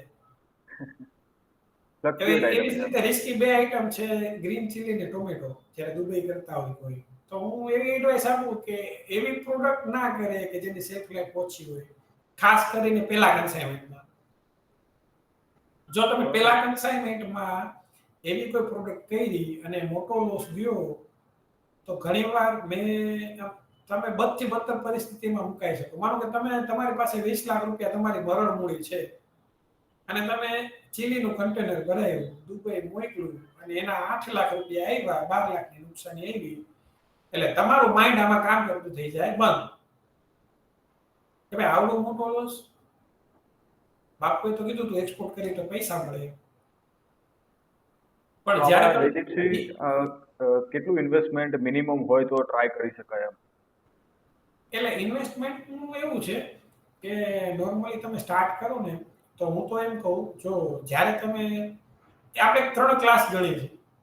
એક લોઅર મિડલ ક્લાસ કે જે માણસને પગાર જ આવે છે, સિવાય એની પાસે કાંઈ સંપત્તિ કે કોઈ વસ્તુ નથી, નથી જમીન, નથી મકાન, કે નથી એને કોઈ એવો મિત્ર કે કોઈ ઉછીને આપે ધંધો કરવા માટે, કે પગારદાર જ છે. તો એવા લોકોને હું એવું કહીશ કે રોજ 2-3 કલાક આ વસ્તુ શીખો. પછી તમને જો કોઈને સર્ટિફિકેટ જોતું હોય તો હું તમને પ્રોવાઈડ કરીશ. તમે જોબ માટે એપ્લાય કરો, કોઈ પણ ઇમ્પોર્ટ એક્સપોર્ટની ફર્મ હોય ને એમાં, કે ભાઈ હું તમારું ડોક્યુમેન્ટ જોઈશ, કે હું તમારું આ જોઈશ. એમાં મિનિમમ તમે 1 વર્ષ નોકરી કરો, પછી તમે કોઈ માનો કે મિત્ર, સગા સંબંધી કે એક લેવલે આખું સ્ટેપ સેટઅપ કરી અને તમે એમાં તમારે શું છે, હાર્ડવર્ક એટલે વન ટાઈપ ઓફ એવું નથી મજૂરી કરવાની, પણ રોજ તમારે 2 થી 3 કલાક શીખવાનું. તમારી કંપની સેટઅપ કરો સાઈડમાં. કંપની સેટઅપ કરવી એટલે 20-30 હજાર રૂપિયાનો ખર્ચો. તો તમે જેમ વધારે અનુભવ મેળવશો ને એવી રીતે તમારું ટૂંકમાં જે કહે કે તમે ક્લાયન્ટને ઇઝીલી તમે કન્વિન્સ કરી શકશો. હવે અત્યારે કોઈ માનો કે તમે મારો કોર્સ સાંભળીને કાલ સવારે બેસી ગયા ને અઠવાડિયા પછી ક્લાયન્ટ આવ્યો, તમને 10 પ્રશ્ન પૂછશે ને તો તમને 5 જવાબ નહીં આવડતા હોય. તમને એટલા જ આવડતા હશે જે મેં તમને શીખવાડ્યું. તમને એમ કહેશે CLM કે FOB, તો તમને કહે કે ભાઈ FOB થાય, હા મુંદ્રા હાલો FOB. પછી તમને કહે આ કે આ હતા, તો પછી તમને AI સર્ટિફિકેટ આપશો ને, તો AI સર્ટિફિકેટ તો તમે કે મારે CHA ને પૂછવું પડે, તો એનો મતલબ બોલો જાણી ગયો કે ભાઈ આને ખબર નથી પડતી કે આ નવો છે ધંધામાં. એટલે તમે જેમ બને મારા મિત્ર છે મારા ગામડે, એમનું નામ પણ જયદીપસિંહ છે, જયદીપસિંહ જાડેજા. હવે એમનો વચ્ચે મને એવો કોલ આવ્યો છે, એમને જમીન ને બધું સારું છે. મને કે બાપુ આપણે એલોવેરા ઉગાડી દીધી હોય અને એક્સપોર્ટ કરીએ તો એવા લોકોને આપણે શું સજેસ્ટ કરી શકાય એમ? એમને નોલેજ નથી. સેકન્ડ ટાઈપનો પર્સન છે ને, એ વ્યક્તિ છે કે જે આપણે મિડલ ક્લાસ કહી શકીએ, કે જેમની પાસે થોડા ઘણા સોર્સિસ છે, કે ભાઈ એલો જમીન છે, કે નાનું મોટું યુનિટ છે, કે કોઈ એવી વસ્તુ છે કે ભાઈ જેમાં આપણે જે મિડલ ક્લાસ કહીએ ને એમાં કે ભાઈ એનું નાનું યુનિટ છે, મોટું યુનિટ નથી બહુ, એ નાની એવી ખેતી છે કે ભાઈ 10 વીઘા 15 વીઘા 20 વીઘા એમ નાનો ખાતેદાર છે ભાઈ આપણો, અને એક લિમિટેડ માત્રામાં એની પાસે એક માનો કે 2-5 લાખ રૂપિયા લગીનો ખર્ચ કરી શકે, 10 લાખ લગી, પણ 10 થી વધારે એની પાસે નથી. તો એવા લોકોને હું એવી સલાહ આપીશ કે તમે જે આ જે ભાઈ છે એનું શીખો તો ખરી જ તે, પ્લસમાં તમારા માનો કે 50,000 થી 1 લાખ રૂપિયા ટ્રાવેલિંગમાં ખર્ચો. તમે માનો કે તમારું પ્રોડક્ટનું માર્કેટ સિંગાપોર છે, તો એકવાર ટિકિટ કરીને જાઓ. માનો કે 1 મહિના પહેલાથી તૈયારી કરો કે ભાઈ 100 જણાને લેવા છે તો 100 ને મેસેજ કરો કે ભાઈ હું આ પ્રોડક્ટનું સેમ્પલ લઈને તમને આ તારીખે મળવા આવું છું, તમે મળી શકશો? આપણે એમાં એવું છે, તમે ઇન્ડિયા આજે કમ્પેર ટુ ઇન્ડિયા, દુબઈ અને વિયેતનામ કે સાઉથ ઈસ્ટ એશિયાનું કોઈ પણ માર્કેટ હું જ્યારે મીટિંગ કરતો હોય તો ભારતમાં કેવું આપણે માનો આપણે 9 વાગે તો આપણે શું ગણતરી માનસિક કે 9:30 થાય, 9 નું કીધું એટલે 9:30. પણ સેમ કન્ડિશનમાં હું વિયેતનામ કે જાપાન કે થાઈલેન્ડ કે સિંગાપોર કે મલેશિયા કે હોય ને, એટલે 9 નો મતલબ 8:55 થાય કે ભાઈ 8:55 ત્યાં બેસી જવું પડે. ઘણી વાર માલ આપણે લેવાનો હોય, આપણે બાયર એને માલ વેચવો છે તો 15 મિનિટ આપણે મોડા જાય ને કે હવે 2 દિવસ પછી આવવાનું, અમારા સાહેબની બીજી મીટિંગ ચાલુ થઈ ગઈ, આપણે માલ લેવા એક્યુરેટ રહેવું પડે તમારે. તમે જ્યારે કોઈ બીજા કન્ટ્રીમાં જાઓ, આપણે ઇન્ડિયામાં હાલે કે એકબીજા માનો કે તમે મને એઝ અ ભાઈ તરીકે મેં તમને કીધું હાંજે ફોન કરજો તો હાલે કે ભાઈ હાંજે એટલે 7 થી 10 માં ગમે ત્યારે કરશું.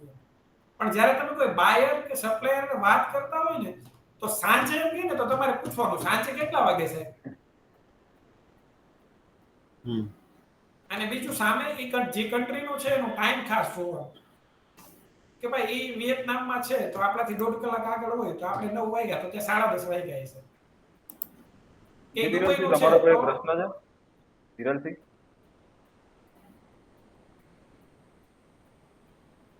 તમારું માઇક બંધ છે.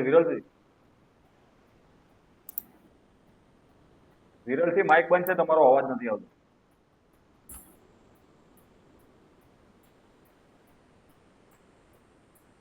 શક્તિસિંહ, તમારો જય માતાજી. સોને અને આ બહુ સરસ પ્રોગ્રામ ગોઠવ્યો છે. આરબીએન ગ્રુપ છે, એટલે અભિનંદન તમને. ઓકે. મારે તો પાર્ટનરશિપમાં ઇમ્પોર્ટ એક્સપોર્ટનો બિઝનેસ ચાલુ કરવો છે. એટલે કોઈ જો ચાલુ હોય કોઈનો બિઝનેસ 3-4 વર્ષથી, તો મારે નાનું ઇન્વેસ્ટમેન્ટ ચાલુ કરવું છે અને સાથે શીખવું બી છે.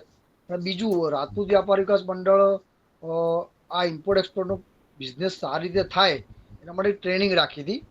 અને એના પછી એવો અનુભવ આવ્યો આ બધાનો ડિમાન્ડ આવી કે ભાઈ આપણે ટૂર કરવી જોઈએ. તો 15 સપ્ટેમ્બરે 30 સભ્યોની ટૂર જાય છે, જેમાં મહિલા એન્ટરપ્રિન્યોર અને આપણે જેન્ટ્સ એન્ટરપ્રિન્યોર બી છે, લોકો ત્યાં જવાના છે. એટલે કોઈને જો દુબઈમાં સવાલ પૂછવો હોય તમારા બિહાફમાં, તો એમને 15 સપ્ટેમ્બર પહેલા મોકલી દેજો. તમે ત્યાં રૂબરૂમાં પૂછી જઈશું કે ભાઈ આ સવાલો આવ્યા છે. ત્યાં ઘણી બધી આપણે ઇન્ડસ્ટ્રી જોડે મિટિંગ કરવાના છીએ. જયદીપ સિંહને ત્યાંના લોકોને ખબર છે કે અમે તૈયારી કરી રહ્યા છીએ. અને તમે બી લોકો, હું ખાલી એક નાની મારી વિનંતી છે કે કોઈ બી બિઝનેસ કરો ને તો ભાઈ એક્સપિરિયન્સ પહેલા લેજો. જી ભલે બરાબર. તમારે ટ્રાવેલિંગનો ખર્ચો છે, અને જયદીપસિંહને તો ખબર છે કે આપણી ઇન્ડિયન ગવર્મેન્ટ 70% ખર્ચો આવવા જવાનો, હોટલનો, રહેવાનો આપે છે, જો તમે બિઝનેસના ગ્રુપ બનાવીને જાઓ તો. ઓકે. મારે આટલું જ કહેવું તો આમાં ના ના, વાત આભાર લાંબી બાબુ. અને તમારો જે મેસેજ છે દુબઈ ટૂર વાળો, એ બી અમે ગ્રુપમાં નાખ્યો છે. લગભગ તમને કોન્ટેક્ટ બી કર્યો છે. જી જી. એટલે આટલો સપોર્ટ આપો છે, બહુ સારું છે અમારા માટે. તમારો આભાર બાબુ. જય માતાજી. ના, અભિનંદન આપને બધા. આ સરસ પ્રોગ્રામ છે. આવા ને આવા આગળ Thank you, વધતા sir. રહેશો. જી જી જી જી. શક્તિસિંહ, તમારો કઈ પ્રશ્ન હતો? જયદીપસિંહ, ના, જયદીપસિંહને કન્ટિન્યુ કરાવો. ઓકે. તો તમે જે આપણે હતા મિડલ ક્લાસ ઉપર, કે જેમની પાસે એક લિમિટેડ ફંડ છે અને લિમિટેડ માત્રામાં સોર્સિસ છે, કે ભાઈ નાનું યુનિટ છે, ભાઈ છે, નાનું યુનિટ છે કે જેનું પ્રોડક્શન 3 ટન, 5 ટન, 10 ટન એવું છે મંથલી. તો એમની પાસે શું છે, એટલું બધું ફંડ કે એટલું સ્ટોક ના હોય કે એક્સપોર્ટ પોતે કરી શકે. તો જો એની કોઈ માસ્ટરી હોય, તો જેમ કે વિરલસિંહે કીધું છે, એવા આપણા સમાજના ઘણા ભાઈઓ હોય છે કે જે લોકો શું છે કે ખાલી ઇન્વેસ્ટ કરી શકે. એ બીજું કઈ ના, એમ કે ભાઈ બાપુ 10 લાખ મને આ કન્સાઇનમેન્ટ માટે જોતા છે, તો હું મને એમ કે ભાઈ બાપુ આ 20 લાખ રૂપિયા મારી પાસે સ્પેરમાં પડ્યા છે, તમારી પાસે કઈ ટ્રેડ હોય તો મને કહેજો, કે આ 5 લાખ પડ્યા છે, મને જોઈએ તો કહેજો. તો જ્યારે ઈ લેવલના આપણે મિડલ ક્લાસ લેવલના, તો એમના માટે એવો સંદેશ છે કે તમે પ્રોડક્ટ છે કે કોઈ તમે જે ફાર્મિંગ કરો છો, તો ઈ એક્સપોર્ટની પોટેન્શિયલ વાળી પ્રોડક્ટનું કરો, કે ભાઈ જે પ્રોડક્ટ એક્સપોર્ટ થઈ શકે. કે તમે જો એલોવેરા વાવો છો તો એનો ડેટા કાઢો કે ભાઈ સિંગાપોર, તો તમે એમને માનો સિંગાપોર સૌથી વધારે જાતું જ હોય એલોવેરા, તો તમે એને મળવા જાઓ સિંગાપોર, કે ભાઈ હાલો હું તમને આ તારીખે મળવા આવું છું, અને તમે 100 જણાને મળશો ને તો ડેફિનેટલી તમને 4-5 જણા વ્યવસ્થિત ઇન્ટરેસ્ટ લઈને એમાંથી એક ઓર્ડર તો મળશે જ. અને જે છે હાયર જે આપણે કહીએ કે મોટી ઇન્ડસ્ટ્રીઝ લઈને બેઠા છે, બહુ મોટું જે આપણે કહીએ કે એમનું યુનિટ છે, એમની પાસે જાજા પૈસા છે, અબાઉ 1 CR, તો એવા લોકોને એવું મારું સજેશન છે કે એ લોકો નાનું સ્ટેપ લે આ ફિલ્ડ માટે, કે ભાઈ ડોમેસ્ટિક તો તમે કરો જ છો, અથવા તમે અહીંયા ફાઇનાન્સિંગ કે જે કરો છો એ કરો છો, પણ માનો કે તમારી પાસે 1 કરોડનો તમે બિઝનેસ કરો છો, તો 10 લાખ રૂપિયાનો બિઝનેસ તમને એક્સપોર્ટ થ્રુ, અથવા તમે 1 કરોડનું ધિરાણ કરો છો ગામમાં, તો 10 લાખ રૂપિયાનું તમારું ધિરાણ આપણા સમાજના કોઈ ભાઈ વ્યવસ્થિત એક્સપોર્ટ ઇમ્પોર્ટ કરતા હોય, અથવા મહેનત હોય એમાં કરો, તો જે બિઝનેસ છે ને એનું કેવું છે ખબર છે, જે આજે આપણે જાણીએ છીએ બધા કે આજ 10 વર્ષ પહેલા આપણે સમાજના મોટા ભાગના હોય તો કે ફાઇનાન્સ, ટ્રાન્સપોર્ટ, ટ્રાવેલ્સ, ખેતી અને એક નોકરી, આ 5-6 ફિલ્ડમાં જોઈએ એમ વધારે, કા સરકારી નોકરી હોય, કા ફાઇનાન્સ હોય, કા ટ્રાવેલ્સ હોય, કા ટ્રાન્સપોર્ટ હોય, કા ખેતી હોય. તો જી મહેન્દ્રસિંહ, કઈ સવાલ છે આપનો? મહેન્દ્રસિંહ વાળા.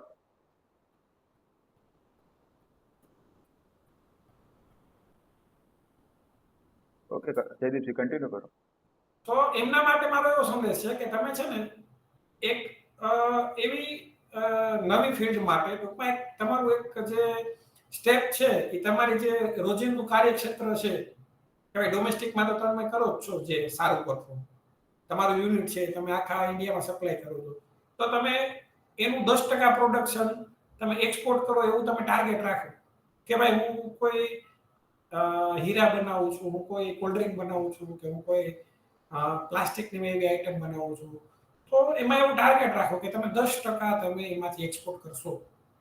તો આ ત્રણેય જે અલગ અલગ પ્રકારના લોકો છે, જેમાં જે લોઅર મિડલ ક્લાસ છે એના માટે ખાસ કે તમે ક્યારેય કોઈ એવો હાઈ રિસ્ક ના લેતા કે જેનાથી તમારું અને તમારા પરિવારનું કોઈ આર્થિક બહુ મોટું નુકસાન આવે તમે સહન ના કરી શકો. તો જે તમે કીધું આવી બાપુ કે એક લોઅર મિડલ ક્લાસને પેલા જોબ કરવી હતી, તો જોબ માટે બી કઈ રિક્વાયરમેન્ટ હોતી હશે ને કે કોર્સ કરેલો હોય હા, કે? એટલે એવું છે એ લોકો છે ને જો સર્ટિફિકેટ પ્લસ તમારું છે ને તમને અત્યારે કેવું છે જો અત્યારે મોટી મોટી કંપની ના પાડે છે અમારે સર્ટિફિકેટ નથી જોતા, કામ આવડી છે આવી જાય. નહીં, Google, જોબમાં Microsoft. એપ્લાય કરવા માટે કે જોબમાં એપ્લાય કરવા માટેની વાત કરું છું. હા, એટલે એના માટે માનો કે સર્ટિફિકેટ માનો કોઈને જોતું હોય તો અમે પ્રોવાઈડ કરશું અચ્છા. આપણા સમાજ માટે. જે લાસ્ટ ઓકે. આપણો સેમિનાર કર્યો એમાંથી 10-12 જણાના મને મેસેજ આવ્યા તો આપણે સર્ટિફિકેટ આપ્યા છે. તો કોઈને માનો કે સર્ટિફિકેટ જોતું હોય તો આપણે આપશું. એ છતાંય એ લોકો જે પ્રેક્ટિકલ એક્સપિરિયન્સ હોય ને એને રોજિંદા કામમાં એ વધારે કામમાં આવશે. હમ. કે ભાઈ બરાબર. તમે કોઈ એક્સપોર્ટના યુનિટમાં છો તો તમે આખું તમે સમજો કે પ્રોસેસ કઈ રીતે થઈ, ક્યાંથી માલ લીધો, કઈ રીતે પેક થયો, એમાં કઈ ટાઈપનું પેકિંગ થયું, કયા કન્ટ્રીમાં જાય છે, કન્ટેનર ક્યાંથી ભરાય છે, આવી બધી તમે નાની નાની વસ્તુ માર્ક કરશો તો તમને ઓટોમેટિક બિઝનેસ સમજાવવા માંગશે. અને જ્યાં લગી તમે નહીં સમજો ત્યાં લગી બાયરને, સેલરને, ઇન્વેસ્ટરને કે તમારા શેઠને તમે કઈ રીતે સમજાવશો? કન્વિન્સ ના કરી શકીએ આપણે. હા, એમ કે જ્યાં લગી તમારું તમે કન્વિન્સ જ નહીં કરી શકો એમ. કે તમે જ્યાં લગી મને જ નથી ખબર કે આમાં શું થાય છે ત્યાં લગી હું કોઈને સમજાવી નથી શકવાનો. મને 6 વર્ષથી હું જે કરું છું તો એ પ્રોડક્ટમાં એવી કઈ વસ્તુ હોય તો હું સમજાવી શકું. હવે માનો કે આઉટ ઓફ ધ સિલેબસ કઈ ક્વેશ્ચન આવે તો આપણને ન ખ્યાલ હોય તો તમે એટલીસ્ટ તમે જે આ જે સીન છે તો એનું તમને 85% નોલેજ તો હોવું જોઈએ. માનો કે અમુક 10 પ્રશ્ન પૂછે તો 8 ના જવાબ તો તમને આવડતા જ હોવા જોઈએ. 2 માં તમે એવું કહી શકો કે ભાઈ મારે પૂછવું પડશે, કે ભાઈ એવું નહીં કે મને ખબર નથી, કે મારે CHO ને પૂછવું પડશે, કે ભાઈ મને સપ્લાયર ને પૂછવું પડશે. આવી રીતે તમે જવાબ આપી શકો. ઓકે. જયદીપસિંહ, તો મારે એક બાપુ, ક્વેશ્ચન છે. આપણે તમે હમણાં વાત કરી કે માનો કે આપણું માર્કેટ છે સિંગાપોર છે, દુબઈ છે, થાઈલેન્ડ, મલેશિયા છે, તો આ બધી જગ્યાએ વિઝિટ કરવાની જે વાત કરી આમાં લેંગ્વેજ બેરિયર્સ કેટલું નડતું છે? માનો કે આપણને ઇંગ્લિશ છે કે ત્યાંની સ્થાનિક લેંગ્વેજ ના આવડતી હોય તો ત્યાં કઈ રીતનાનું મેનેજમેન્ટ જો ગલ્ફ મતલબ કન્ટ્રીઝમાં જરાય નથી. મેં અત્યાર સુધીમાં 13 દેશની મુલાકાત લીધી છે. જો ગલ્ફ કન્ટ્રીઝમાં જરાય નથી. અને સાઉથ ઈસ્ટ એશિયામાં છે. વિયેતનામમાં સૌથી વધારે ગામડાઓમાં મને તકલીફ પડતી કેમ કે મારી અત્યારે એક વેરહાઉસ ત્યાં ઓપનિંગ થાય છે. તો ત્યાં છે ને ટૂંકમાં જે લોકલ લોકો છે ને એ લોકોને ઇંગ્લિશ આવડતું જ નથી. એ લોકો ઘણી ટ્રાય તો કરે છે શીખવાની પણ એને આવડતું જ નથી. રાઈટ. તો અમુક કન્ટ્રીઝમાં સિંગાપોરમાં ઇઝીલી બધા સમજી જાય છે. મલેશિયામાં ઇવન તમે હિન્દીમાં સમજી જાય છે. પણ જે અમુક કન્ટ્રીઝ છે ખાસ કરીને જાપાન, વિયેતનામ, શ્રીલંકામાં બધા સમજે જ છે. પણ જ્યારે સાઉથ ઈસ્ટ એશિયા અને લેટિન અમેરિકાના કન્ટ્રીઝમાં અને આફ્રિકન કન્ટ્રીઝમાં તમને વધારે તકલીફ પડે લેંગ્વેજ માટે. બાકી અત્યારે ગૂગલ ટ્રાન્સલેટ છે, પછી અમુક બીજા એવા સોફ્ટવેર આવ્યા છે કે જેનાથી તમે ટ્રાન્સલેટ ઓફલાઈન પણ ટ્રાન્સલેટ કરી શકો. ઇવન આજે સેમસંગનો ફોલ્ડ 6 અને 24 સિરીઝ આવી એમાં તો ઓટોમેટિક આર્ટિફિશિયલ ઇન્ટેલિજન્સ જ આપ્યું છે કે હા. તમારે કરવું જ ના પડે કંઈ. એ ઓટોમેટિક જ થઈ જાય. હવે આજે જે જયદીપસિંહ આ બધા પોર્ટલ્સ છે એમાંથી આપણે કઈ રીતે આઉટપુટ લઈ શકીએ? આજે તમે હા, હવે જો એક છે ને હું તમને પ્રેક્ટિકલ આઈડિયા બતાવું છું. તો એક છે ને ઇન્ડિયન ટ્રેડ પોર્ટલ છે. આ બધી વેબસાઇટ છે. તો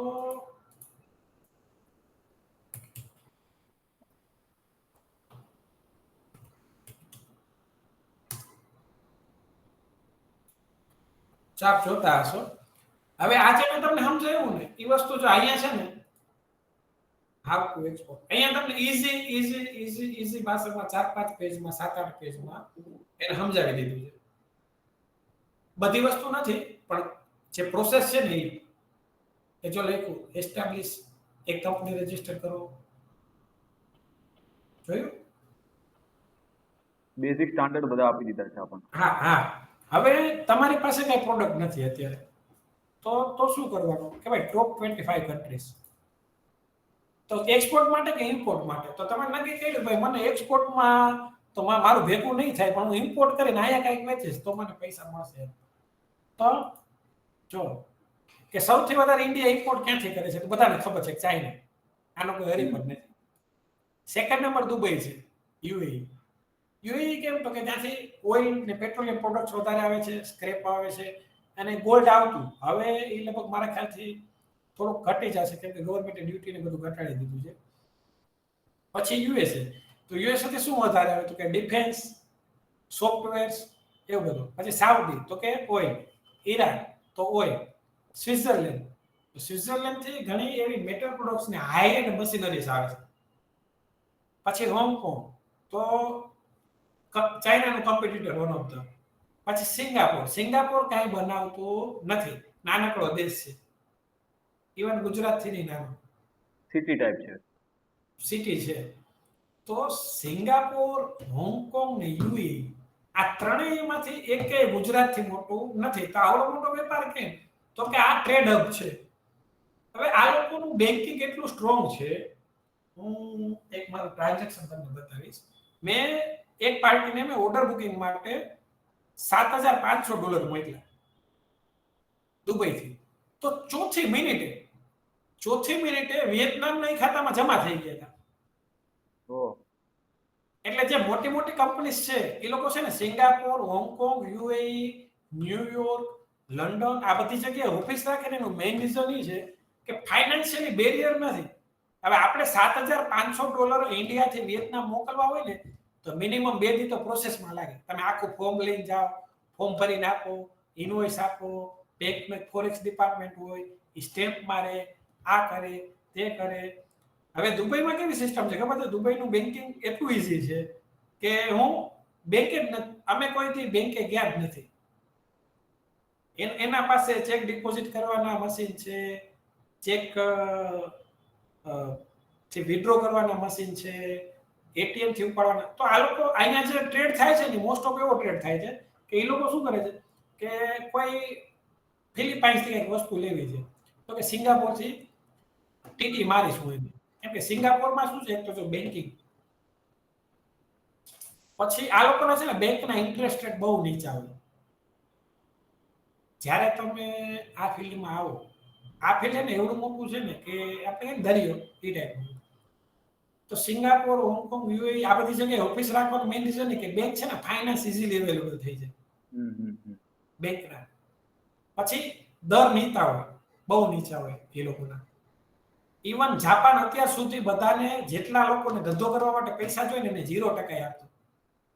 એ ખાલી 0.25 કર્યું ને તો આપણું શેર માર્કેટ ચલતાથી પેલા ક્રેશ છે. એનું રીઝન આવ્યું હતું કે જાપાને 0.25% કર્યું વ્યાજ. કેમ કે બધા શું છે કે ત્યાંથી પૈસા લઈ આવી ઇન્ડિયન શેર બજારમાં નાખે કે ભાઈ ઇન્ડિયામાં ગ્રોથ છે, મોટી મોટી કંપની હોય. તો આ બધા જે છે ઇમ્પોર્ટ કન્ટ્રીઝ છે. અહીંયાથી કોઈ પણ જગ્યાએથી 4-5 એવી પ્રોડક્ટ ગોતો કે ભાઈ જેનાથી રેગ્યુલર માનો કે રો મટીરિયલ છે, ફર્નિચર છે કે કોઈ એવી વસ્તુ છે. હવે એક બીજી વસ્તુ આ જ વેબસાઇટ ઉપરથી આપણે જોવું છે કે ભાઈ ટ્રેડ એગ્રીમેન્ટ્સ.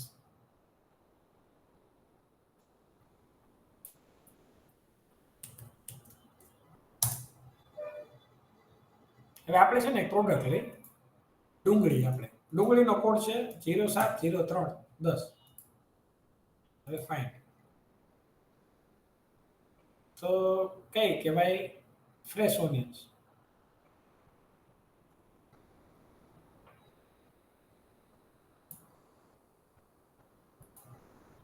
હવે ક્યાં મોકલે તો કે ભાઈ દુબઈ.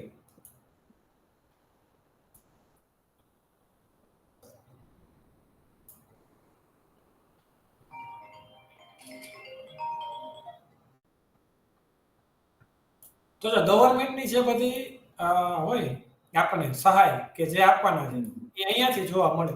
રોડ ટેપ તો કે 2%. તો કે કેટલો તો કે 1.2 પર કિલો. આ છે ને રોઝ ઓનિયન છે જે નાની આવે, વધારે સાઉથમાં થાય છે. તો અહીંયાથી આપણને બતાવે કોઈ પણ પ્રોડક્ટ હોય ને એનો HSN કોડ અહીંયા નાખશો ને તમે એટલે તમને બતાવશે કે ભાઈ આમાં રોડ ટેપ કેટલો મળે છે. પછી સેકન્ડ કે જીએસટી ને અધર જે બીજા ફાયદા મળતા હોય.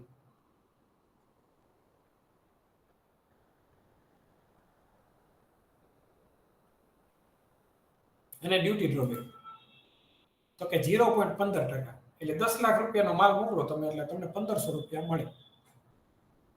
એટલે 20 લાખ નો હોય તો 3000 રૂપિયા મળે. અને ઓલા 2% છે એટલે કિલો 1.20 તો 30,000 ને 2000 રૂપિયા એટલે 32,000 રૂપિયા એક કન્ટેનરે આપણને મળે. એ તમે અહીંયાથી છે ને જોઈ શકશો ગમે ત્યારે કોઈ પણ પ્રોડક્ટનો HSN કોડ નાખીને આપણે જોઈ શકીએ. બરાબર છે. આનું આટલું મળે.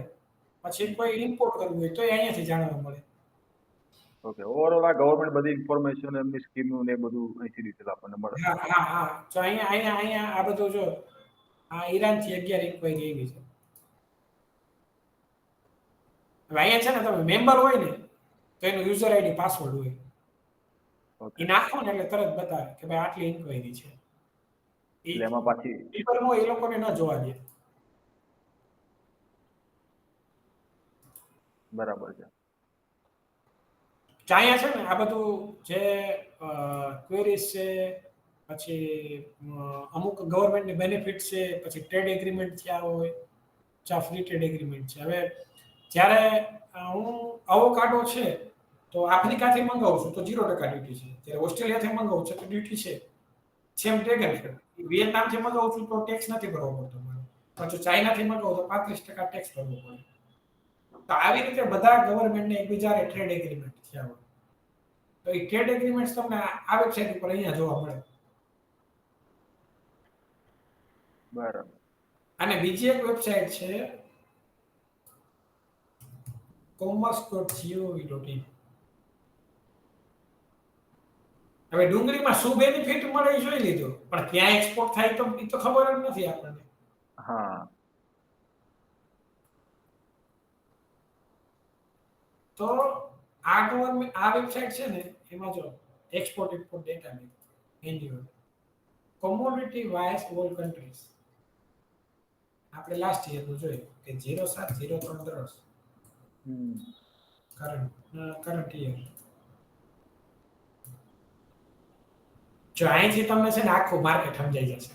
હવે તમારી પાસે ડુંગળી હતી પણ તમને ખબર નહોતી ક્યાં ક્યાં જાય છે.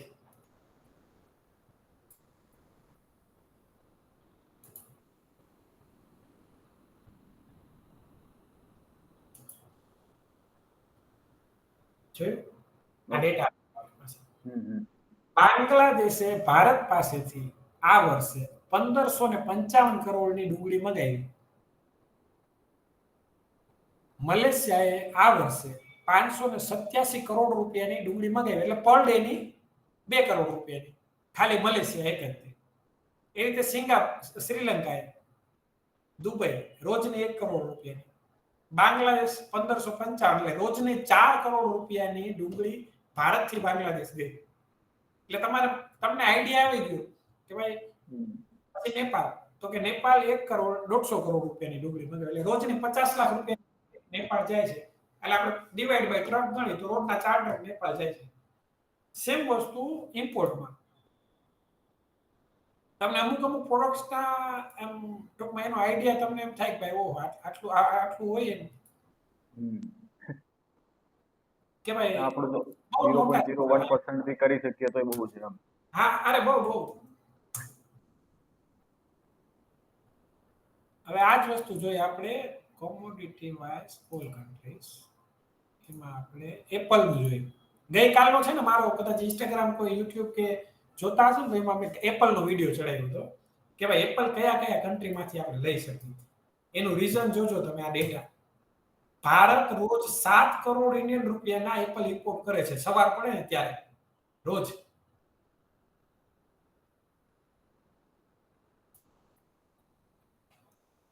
તુર્કી પાસેથી રોજના 2 કરોડ રૂપિયાના એપલ ઇન્ડિયા લે છે રોજના. ડેઈલી 744 કરોડ રૂપિયાના એપલ તુર્કીથી ઇમ્પોર્ટ કર્યા છે ઇન્ડિયા. એટલે એવરી ડે ના 2 કરોડ રૂપિયાના. માનો કે સવાર પડ્યું ને એટલે 2 કરોડના સફરજન તુર્કીથી ઇન્ડિયા આ વીજ ગયા. એ ઈરાન પાસેથી 682 કરોડના લીધા, એટલે રોજના 1 કરોડ ને 70 લાખ રૂપિયાના આપણી આંખ ખુલી અને 4 કરોડ રૂપિયાના એપલ આ બે કન્ટ્રીમાંથી આવ્યા.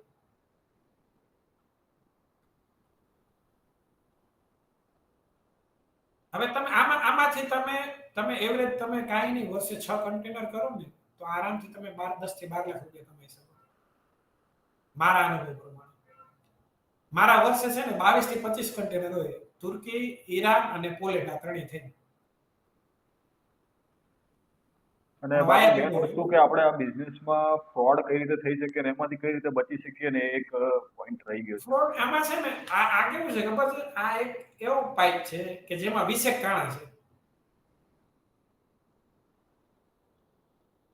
જો સ્ટાર્ટ ક્યાંથી થાય ફ્રોડ, એટલે એનું એક ઉદાહરણ દઉં તો એક તો શું લોભ લાલચમાં નહીં આવવાનું ક્યારે. કોઈ એમ કે હું તમને 2 લાખ ના 5 લાખ, ગઈકાલનો જ કિસ્સો, આપણા એક ભાઈ સુરત થી અમદાવાદ આવ્યા, 30 લાખ રૂપિયા રોકડા લઈ. બરાબર.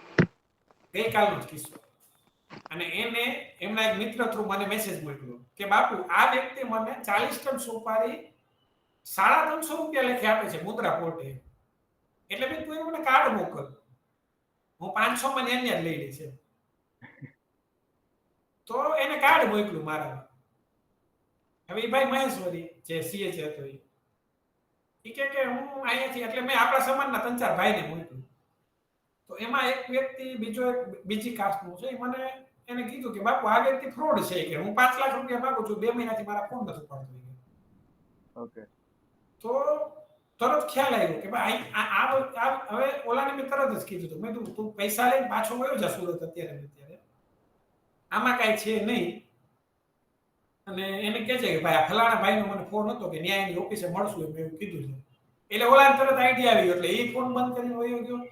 હવે તમે છે ને ક્યારેય પણ આ ફિલ્ડમાં આવો તો તમારી પ્રોડક્ટની મોનોપોલી ના હોય.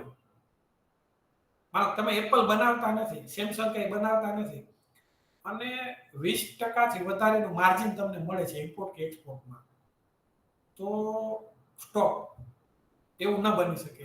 હા, એડવાન્સ પેમેન્ટ આપતો હોય તો કાળા ચોર નહીં માલ આપવાનો, એ તો બરાબર. માલ આપીને પછી પૈસા દેવાના હોય તો એની પાસેથી લેવાનું. પણ જ્યારે તમે ઇમ્પોર્ટ કરવા જાવ છો, હવે ગામ બજાર આલે છે $900 અને તમને $800 માં આપે શું કામ? કા ખરાબ માલ હોય તો આપે, સડી ગયેલો માલ હોય તો કા એમાં કઈ.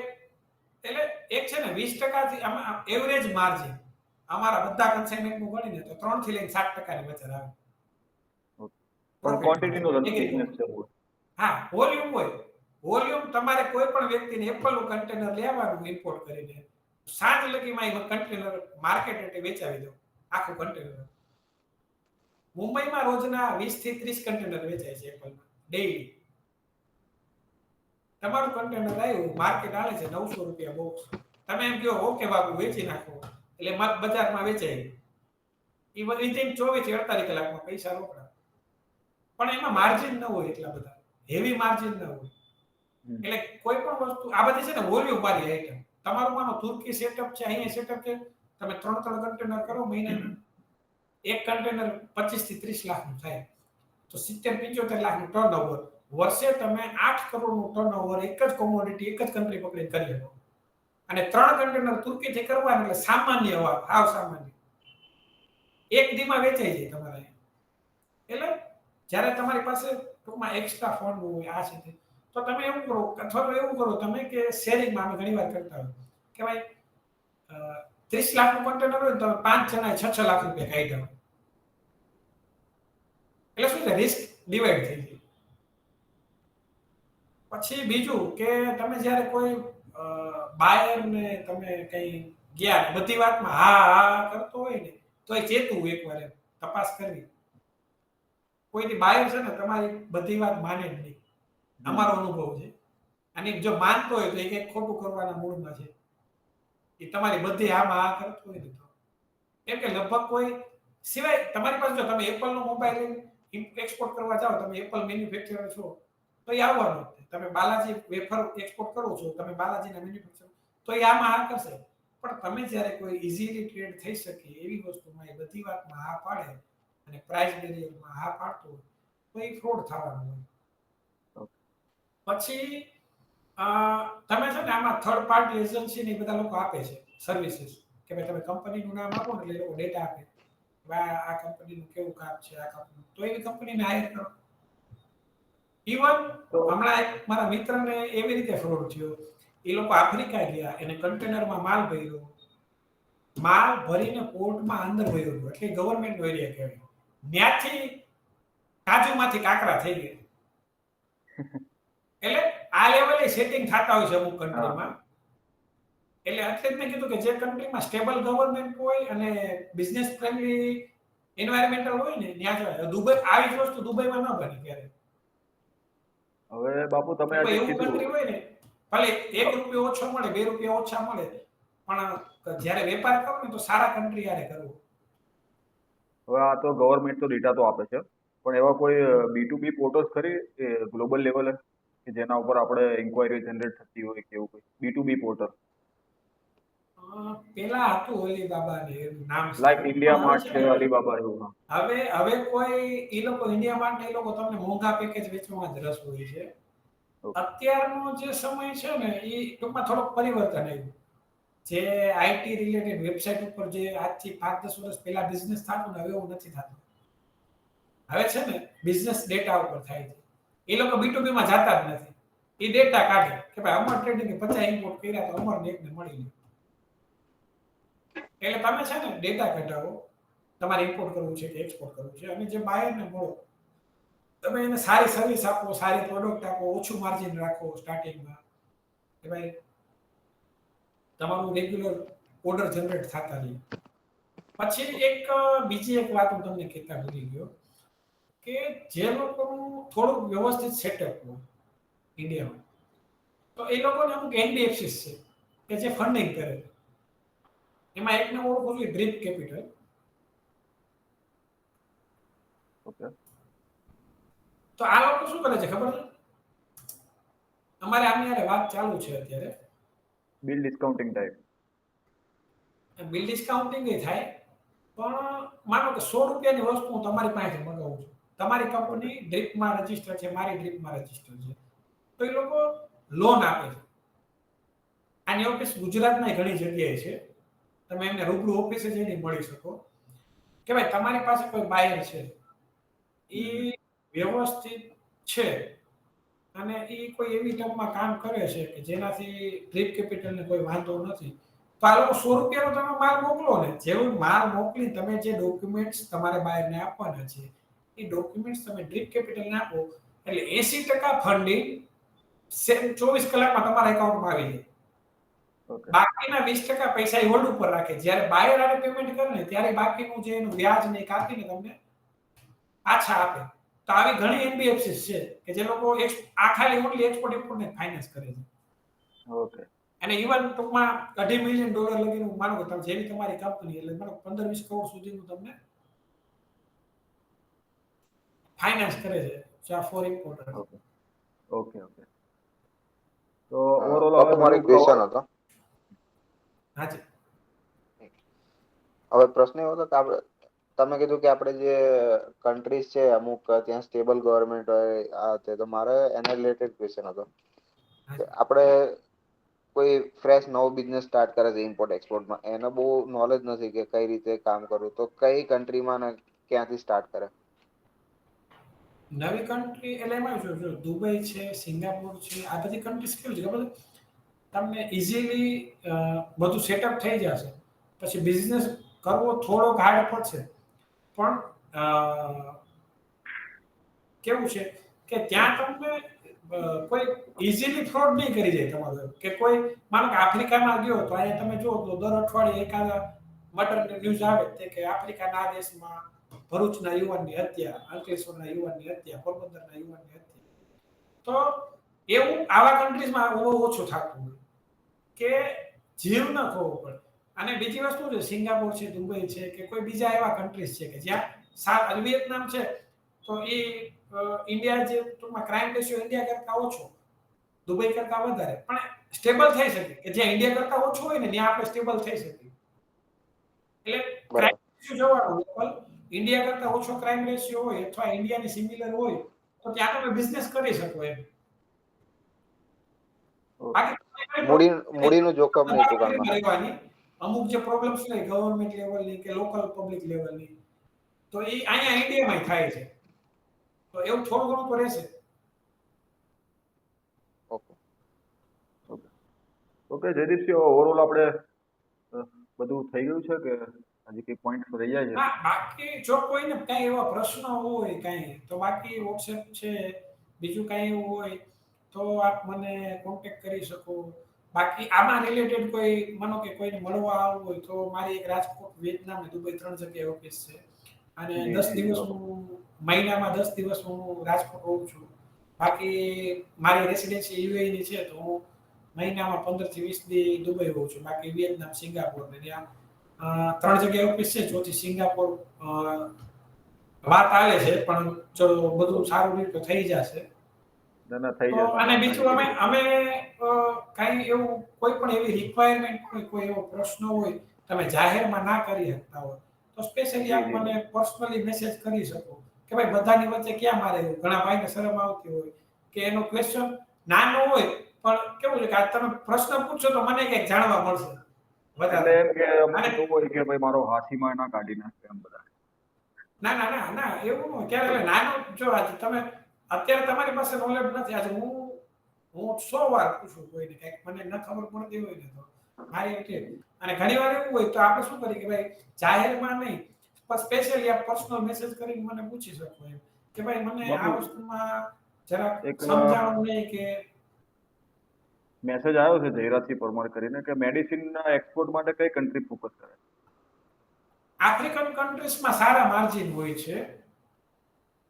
આફ્રિકન કન્ટ્રીઝમાં અને અહીંયાથી જાય છે સારું. મેડિસિન માટે તો જો ઇન્ડિયા જેટલું લો કોસ્ટ કોઈ નથી બનાવતું. હવે એનો એક ડેટા આપું તમને. ઇવન લગભગ મોસ્ટ ઓફ બધા કન્ટ્રીમાં કરોડો રૂપિયામાં હોય છે. તો જયદીપસિંહ, હવે થોડું આપણે ટાઈમમાં 1.5 કલાક વધારે લઈ લીધું છે.